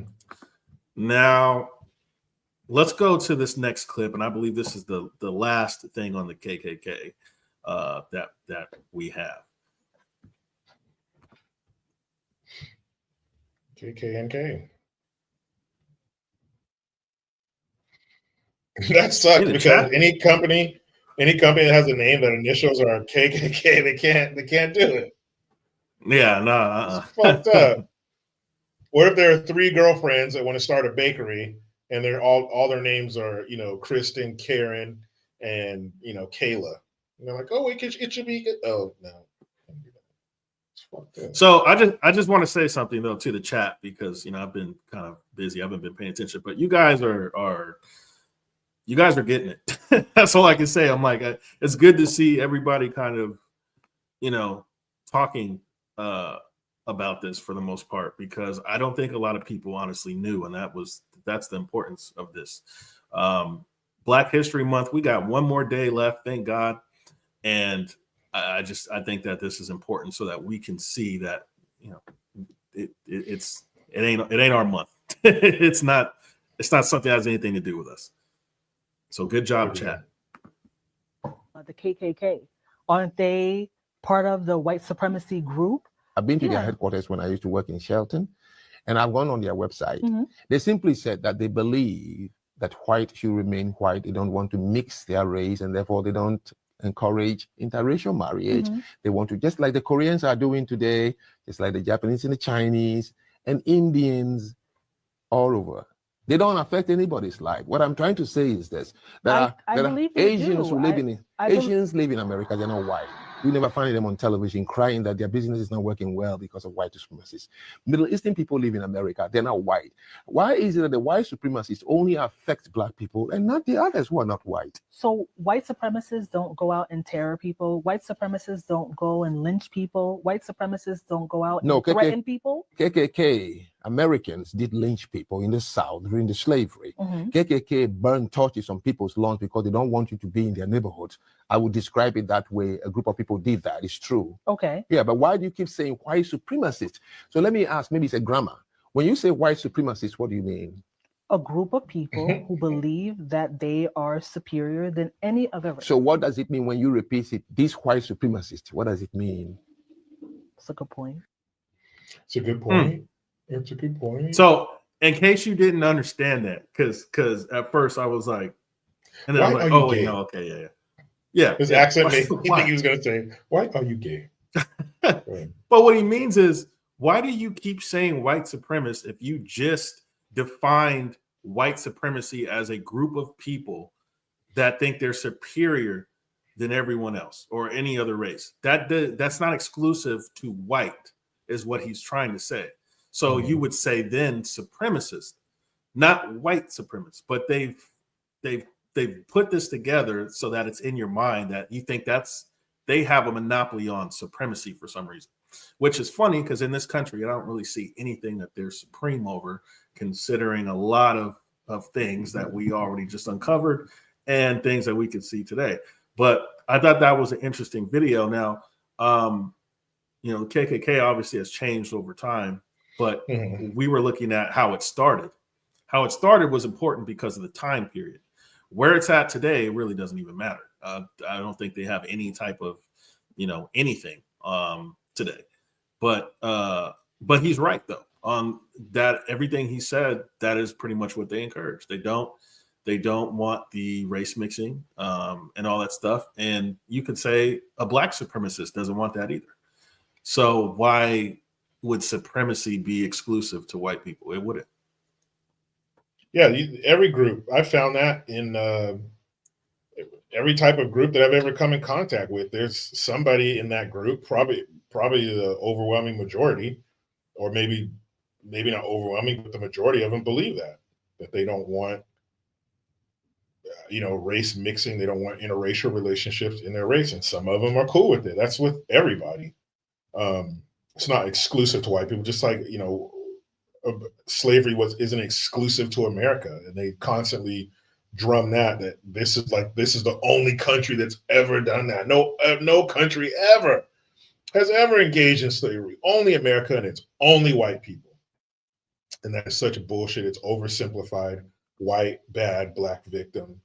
And it's total bullshit. But we need things like this for people to get all of the information, not to turn, your hatred or turn your anger toward the real target, but to know everything. Who was really behind it? Why are you telling me it was this group and it wasn't?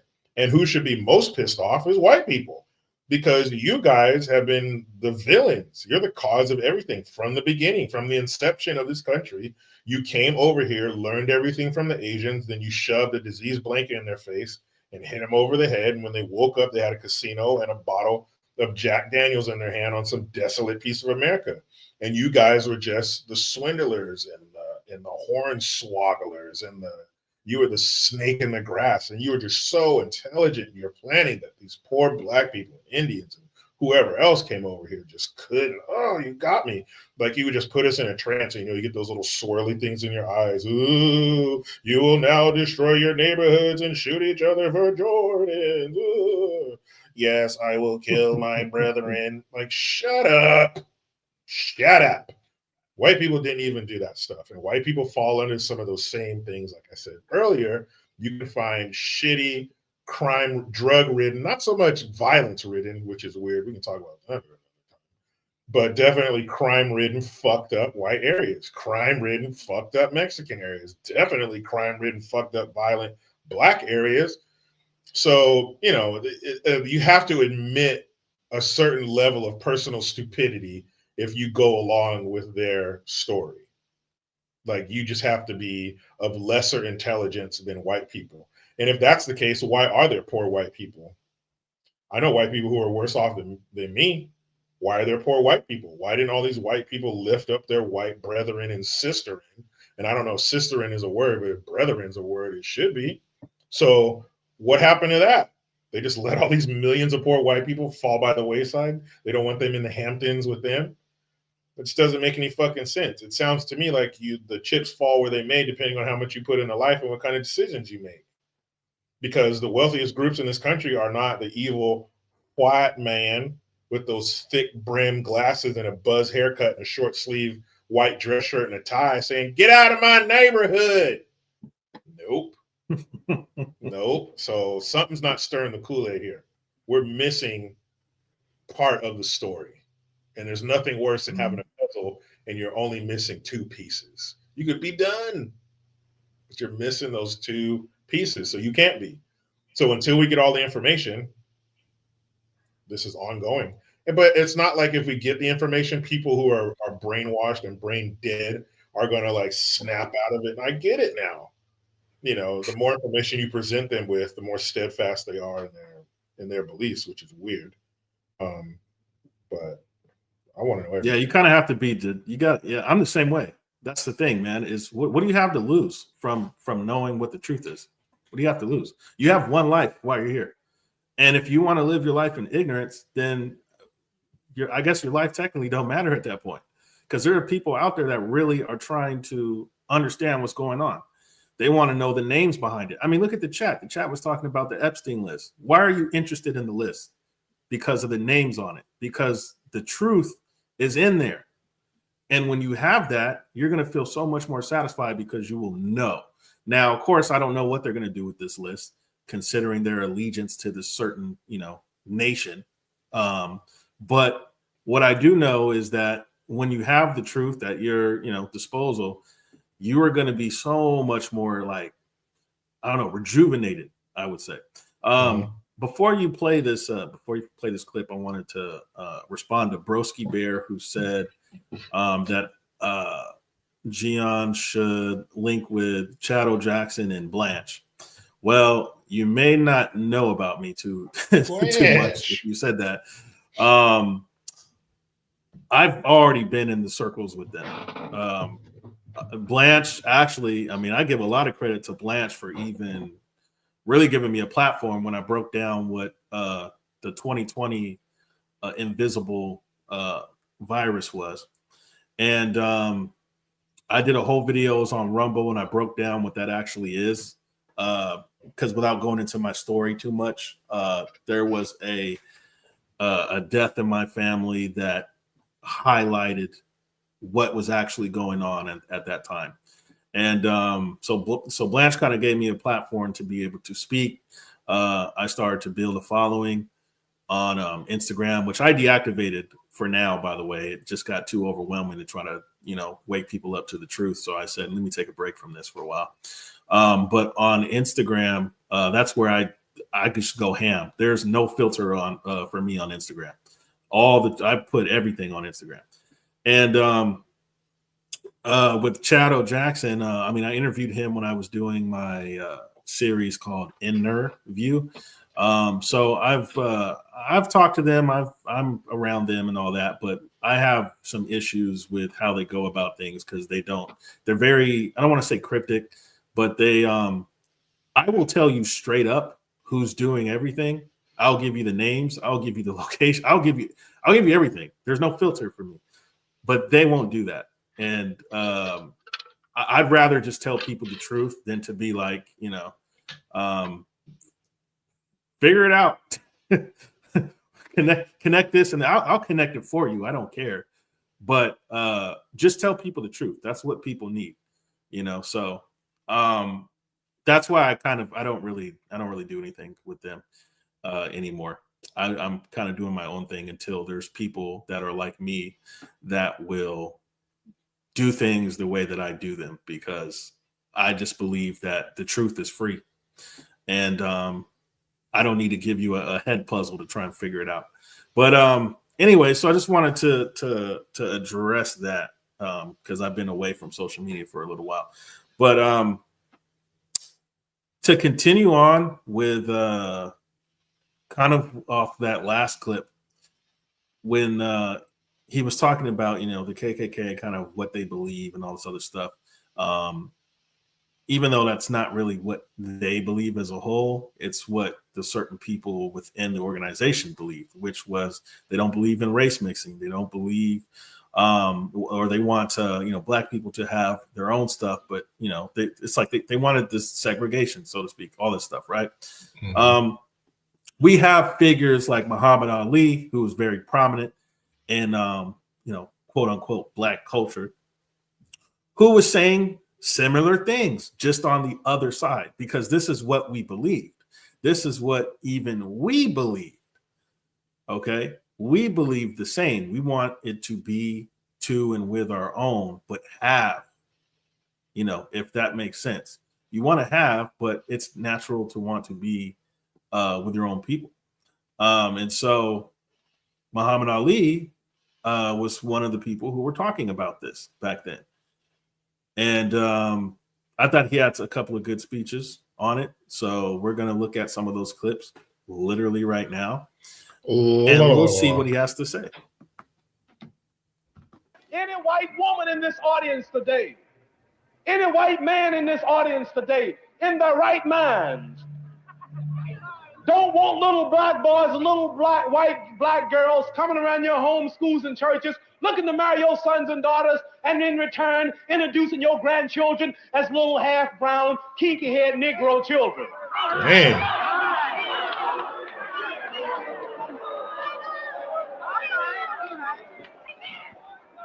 No intelligent Black man in this audience, no intelligent Black woman in this audience want little white boys and little white girls coming to marry their sons and daughters, and in return introducing your grandchildren as little half-white, green-eyed, blonde-haired Negroes. We are not seeking to lose our identity in blood mixing and our beautiful Black African history. We don't hate you. We don't hate those of you who are white. We just want to stay Black. We love my color. I just love myself. Well, I've actually never seen that from Muhammad Ali. I mean, he's dead now, so whatever. But I've never seen that from Muhammad Ali. Obviously, I don't agree with that. Some people do, whatever. But I don't agree with that. I've never understood that mindset. I mean, I understand it, but I just never liked it. It's like, why not? You don't lose anything by that. You can still impart your beliefs and stuff on those children, no matter what color they are. It just depends on what kind of family members they're around and stuff like that. I never agree with that. I don't think it's dumb or anything like that. I just don't agree with it. My kids are mixed. I don't think they're being, I don't think anybody has a problem having them in the family. If they do, let me know and I'll cut you out of my life immediately. But yeah, I mean, whatever. That's his opinion. People have that opinion. It's cool. I don't agree with it. And obviously, society is going to go away the way it goes. If more people agree with that, that's going to be reflected in our population. If more people don't, then it won't. But as long as people do what they want and nobody gives them shit for it, hey, sounds good to me. Sounds good to me.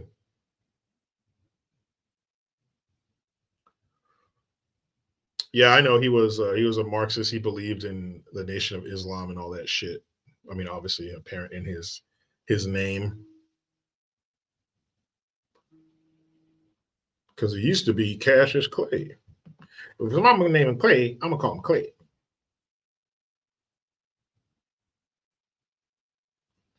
I'm gonna call him Clay.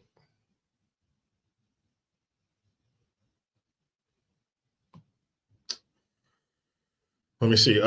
Maybe Gian had a connection issue. I'm sure he'll be back. Oh yeah, he was part of Nation of Islam.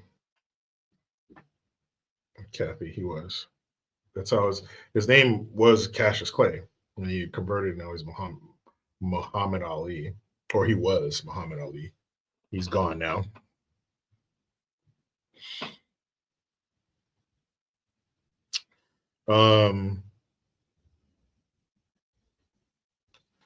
Yeah, I don't agree with that. But people are going to do what they're going to do, and it comes down to people just leaving them alone. You can have your opinions in the privacy of your own home or your mind, but as long as you don't give people shit for it, if it doesn't affect you, then just let them do it. There's tons of people you see every day doing shit that you don't agree with, shit that you would never do in your home, shit that you would never do in your life, but you don't go around telling them. You don't go around saying shit to everybody all day long. So Aaron M says Tatiana Ali. You mean Ashley on the Fresh Prince? Yeah, there's definitely, I think there's a formula to those shows because of course they have somebody to represent every group. The youngest, the middle kid, the older kid, the parents, blah blah blah. I don't think she was related to Muhammad Ali. I don't think so. Leo Sims, that's correct. We all bleed red. We are all, if our skin is broken, red fluid will flow forth. I guarantee it. If not, you need to get somewhere and start getting paid for your weird ass looking blood. You missing out. Welcome back. Yeah, I don't know what happened, man. It was just Welcome like, back, you're Kata. talking too much. Welcome back, Kata. Cool. Let me see. Can you hear me okay? Yeah. All right, cool. All right. So I heard a little bit of what you said, and then I had to restart my laptop. But there's another clip. So let's play this next clip, and then we'll talk about it. Mm-hmm. From one of the greatest, Mr. Muhammad Ali, Cassius Clay, which is a dope name, by the way. You know what I mean? Cassius Clay. How many Cassiuses do you know? Should have kept that. Fuck that Islam shit.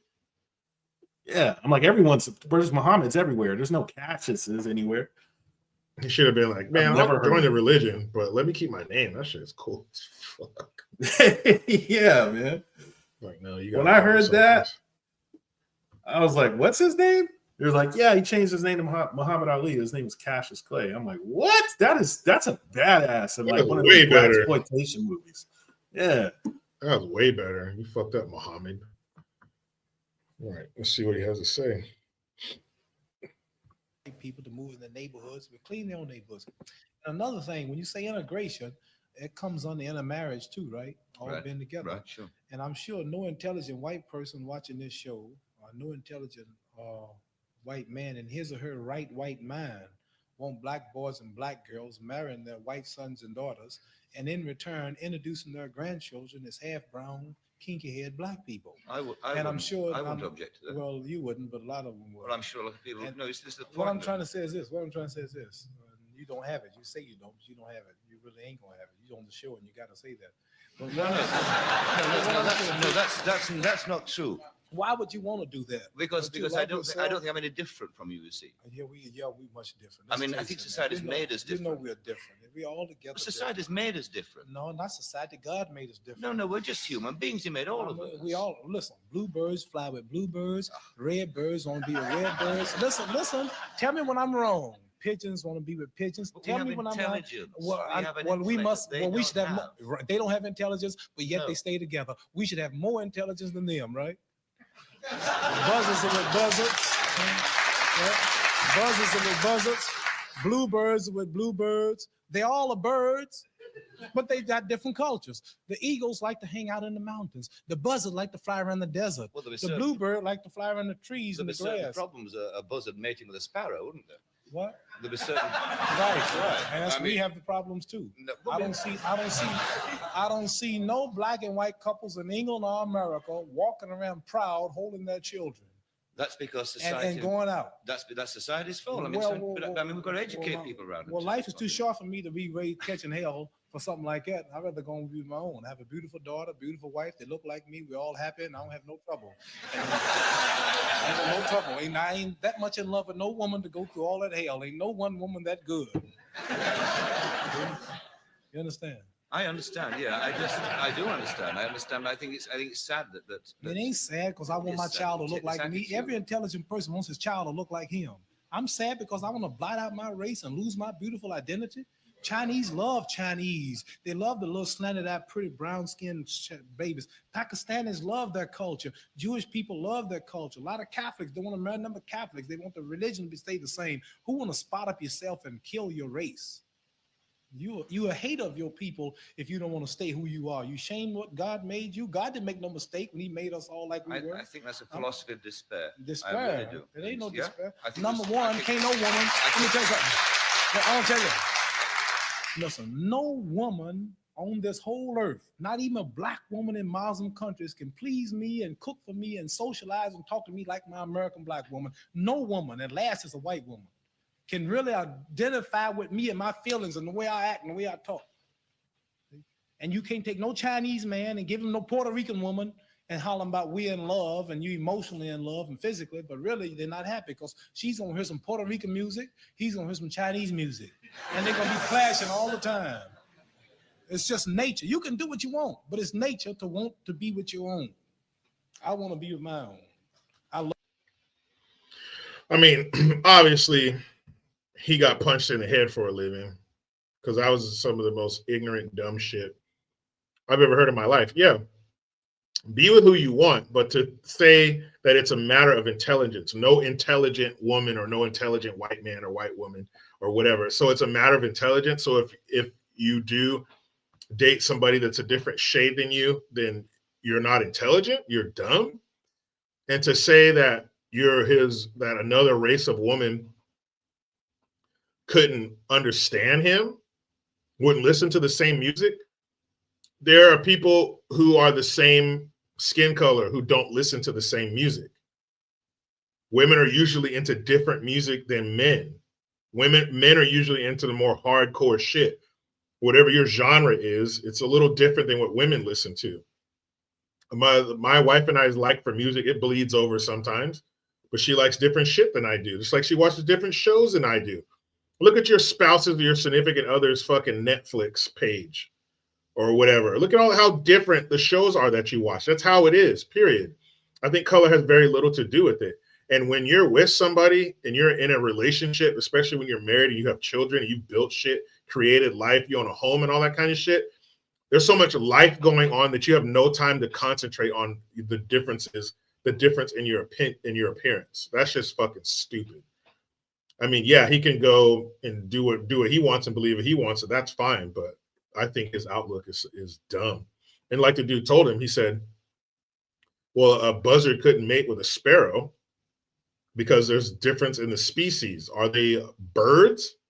Yeah, but obviously that probably wouldn't work out. People, we do that shit all the time. We do it all the time. I've done it twice. So I don't know. I believe that he is just fucking stupid and he sounds stupid. Maybe it's not his belief stupid, but the way he articulates it is stupid. Like he doesn't sound very well educated. It sounds like somebody told him to believe that. And he sounds like a dumbass. There she is. There's Tori. There's our favorite. Uh-oh. Yeah. So Trouble, my trouble. take. Hey, ladies. Love you, Tori. So, I disagree with you about him, but I'm going to give you the reasons why. Now, if a white person said this, they're a white supremacist. Mm-hmm. Now, Muhammad Ali, aka Cassius Clay, or Cassius Clay, aka Muhammad Ali, is not white. Would they call him a black supremacist because he wants to keep his lineage what it is? Now, we know the number one people who do this are the ones who wear those small hats that we were talking about earlier. They are the number one people at this. They keep it 100% them. Are they supremacists? So when you start talking about that, right, then you get into this whole area of labelism, which is just labeling. So would we label Muhammad Ali that? Would we label a white person that? Would we label them that?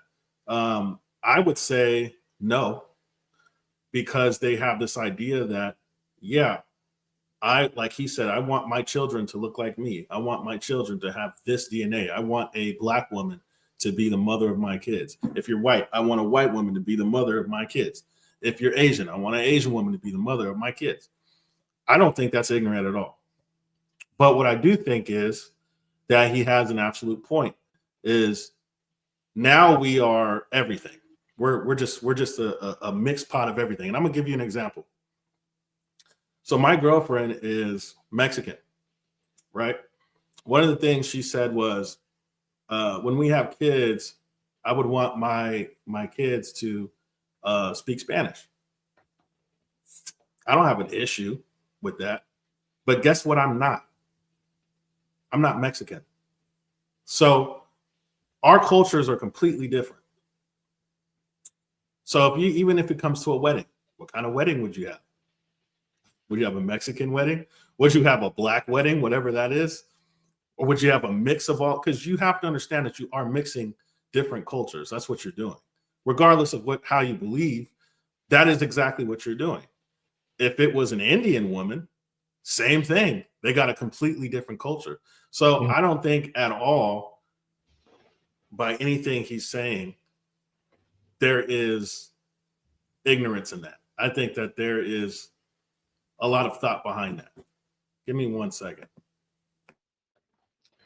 So I see Vexed Peril in here. He says, I love my wife, so you're wrong, will not suffice in debate.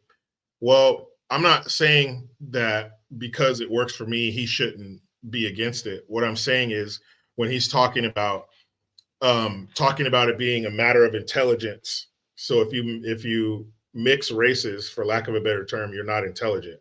That part is stupid. His analogy about the birds was stupid. That's what I'm talking about. His beliefs, I don't care.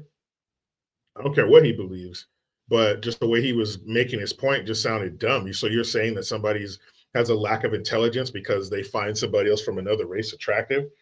And I don't think for anybody that it's a conscious decision that this is what I'm going to seek out to procreate with. No, you just attracted who you're attracted to. And yeah, Broski Bear, he does. It's called Facts Only. Gion's page is called Facts Only. So, you don't, I don't think, am I wrong? Let me know, but I don't believe that people go out with this conscious decision of this is who I want. This is who I date. This is who I'm attracted to. You just are. You just are, and you put yourself in people like that to where you're around them, and that's just how it is. You're not, you don't make that decision consciously. It just is. Whether you're raised around them or that's what you see in your family or whatever, you're attracted to what you're attracted to, and you just gravitate toward that, period. So, but for people to believe that they to not believe in race mixing, that's fine. I don't fucking whatever. I believe in it, and I hope that everybody will be fine with my decision. But I just don't. I don't think it's a matter of intelligence, and I don't think it's a matter of having a hatred for yourself or for your race to do that. I think it just is. For whatever reason, you're attracted to whoever you're attracted to, and that's just what it is.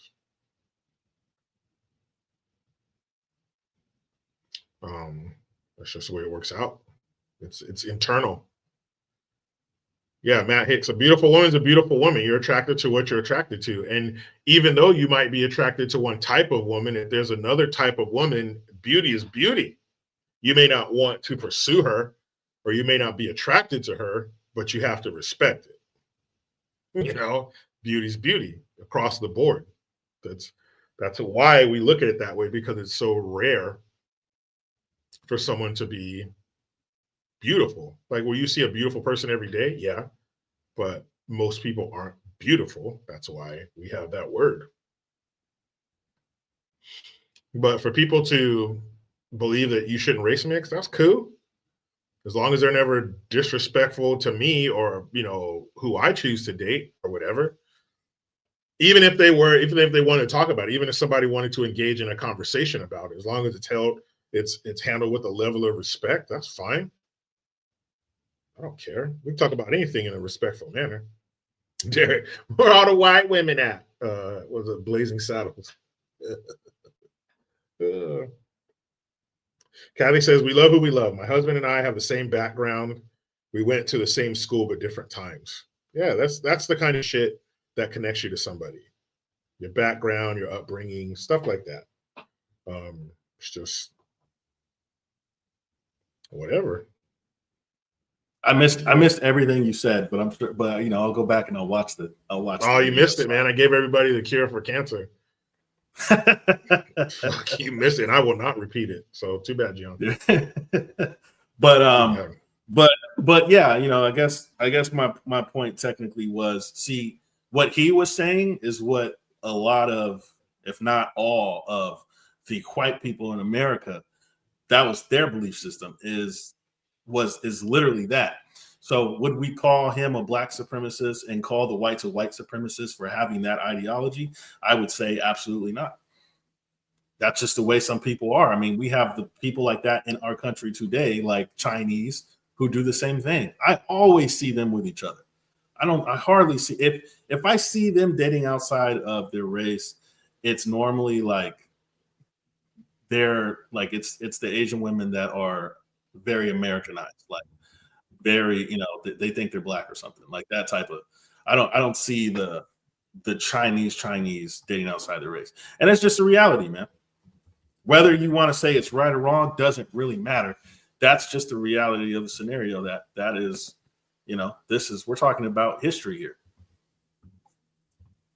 But see, when some people like this comment, why shouldn't anyone who loves and appreciates each other be together regardless? You know what you sound like? Love is love. That's what it sounds like. Because that argument can be used for that as well. Well, why can't a young man be with an older man? Love is love, right? I think he means within the confines of two consenting adults. See, that's where we're getting into other. That's, you know what I'm saying? I'm just saying, is love though? You know what I mean? Because look, I'm gonna be honest with you. It's like as long as it's legal, yeah. If it's legal, like I said, man. My girlfriend is Mexican, right? I'm telling you. So we're already different. Just that alone. Mm-hmm. Like I said, whether you want to say it's right or wrong, doesn't matter. That alone is already different. Now, we've been in spaces where there's been loud ass black women, and I mean irritating, where I'm like, Jesus. And I tell her, I said, you see why I don't date them? And that's how it is, because today is different than that time before. Muhammad Ali's time is not our time today. Today, we're dealing with a completely different group of individuals. Like everybody, you know, the mentality is completely different. So I don't consider the time frame to compare, you know what I mean, to where we are today and say, oh, this is the same type of mentality and the same type of, you know, like values and stuff of the people back then. It's not. It's not. And so that, I think, is what makes everything different today. Today, you can say, nah, it kind of really doesn't matter because look at where we are now. And in a way, it kind of doesn't. But then it did matter. I would say it did matter then, because now look at where we are. Now we really don't have an identity. We don't have an identity as a country. What is America? When you think of American food, what is that? Is it? I mean, we got Mexican food is everywhere. So what? Well, I think what is American food would be burgers and fries, pizza, shit like that. Yeah, but pizza is not even American. That's Italian. But that's a totally different kind of pizza over there. Like they're on some flatbread bullshit over there. It's not like meat lovers, Chicago, 2 slices for 1. You know, over here in America, it's not the same. So Chicago has Detroit style pizza is different than New York pizza. But it's still American. The cuisine we have here. Here's the thing though, because it's different cultures that are developing those different styles of this dish, so to speak. That's what it is. But it's still an Italian dish. You know, it comes from there. But it's been run through an American filter. You know, that's what I'm saying. Yeah. But that's what America is. America is people coming here legally, bringing, you know, things with them, but not adding it to America, not making America where they came from. It's here's where I come from. We do this, but you know, I'm still an American. I'm still apple pie, baseball games, Christmas, shit like that. The things we do in America. Going to another country, man, they don't do shit that we do here. There is American shit. There is American food. Because when you go somewhere else, your ass wants some American food when you get back home because their food is fucking weird. Well, it's weird to you because you know you've been Americanized as. But look at a McDonald's in America and a McDonald's in Japan. Same company. Way different. Yeah, that's a Big Mac, but it's not like here. It's some Japanese type shit. Just like ours is some American type shit. We take things and make it better. We take things and make them better. But my point is, same brand though. It's still an American brand. You know, McDonald's. McDonald's was. I mean, you're from California, so you should know this. McDonald's was started in San Bernardino. That's not that far from me. Mm-hmm. So McDonald's, its whole history is here, West Coast. Now it's global, and so everyone has their little spin on McDonald's, but it's still derived from burgers. You know what I mean? Fries, the Cokes, all that and stuff. That's America. That was America. Right. Yes, I agree with that. But Taco Bell is Mexican food run through the American filter. Now it's some fucking hard shell taco shit that doesn't exist in Mexico. Burritos, but there's an American version of burrito with the ground beef. Like we do it our way. You bring your shit here, and you can keep it traditional if you want, but if you let America get a hold of it, we're going to do an American version of that. America is the all-star team of the planet. The industrious people who wanted better, who drove and strived and worked hard, they came here. That's who we are. We're the dream team. We're the all-star team. You send us your best. We're the special ops of the world. So we do things at the end of the day, our way. You can't deny that it is a blending of cultures. That's the whole point. Yes. So, Jericho, we might have to do a part 2 of this. I'm down for that. I don't know what your time frame looks like. I would like to wrap this up before Black History Month ends, so we can get this, out the way. But where we are at currently, let me just check within the timeline. So we did finish with Muhammad Ali, and that topic. Muhammad Ali. Yeah, I think. good place to wrap it up. Yeah. Because there is more. But great show. Great. And great interaction from the chat too. I mean, you guys were definitely engaging not only with us but with each other, and that's very cool. Because when you're doing a live stream, it's kind of cool to have the chat sometimes watch out for itself. Like if you're making a point or something like that, and you don't get back to the chat, as soon as you would like to. It's good to see you guys kind of interacting with each other, having your own conversations and shit. So that's great. Appreciate that. Yeah, And definitely. This might have been the most engaging chat I think I've seen, to be honest. Yeah, man, this is great. I appreciate you guys, and steady too. We had over 100 the whole time. So appreciate you guys sticking in. That means that we had an interesting topic that sparked a lot of conversation. So we like you. Yeah, so cool. Appreciate it, man. We'll definitely do a part 2 for sure. Yeah, man. Because there's still a lot more to go over and talk about. But bottom line, this is the greatest country on earth. Fuck everybody who's not America. At least that's what I think. Nate Deasy's funny. I just saw that. I just literally looked at the corner and saw that comment pop up. My what? Yeah, what? Well, shout out to you and your wife, Nate Deasy. Appreciate that. Everybody, thank you. Good looking out. But we are going to wrap this shit up. Go ahead, Gian. Yeah, just real quick. What did I see? Oh, big up to the youth them. That's funny. You have to watch this live back over to see that. And then also too, like I mentioned, because I don't know if you came in late or not, but my Instagram is currently deactivated, not because of Zuckerberg, but because of me. I just I don't get paid to do this stuff every day. So it's like, it becomes overwhelming. But my Instagram, like I said, I go ham on Instagram. No filter. I put everything up there. If you want to know the truth, if you want to know the names, if you want to know the people behind everything, it is there. So if you follow, I do have a YouTube. I'm inactive on my personal one right now until I get this new lens and stuff for my camera. I'm gonna start doing work there. But my other channel is Facts Only. That one is like basically I'm the manager behind that channel, basically. But if you go on that, you'll be able to find me on other stuff as well. So go there. Also, yes, you'll have to rewatch this live because we do touch on that topic and those people. So, I mean, that's pretty much it, man.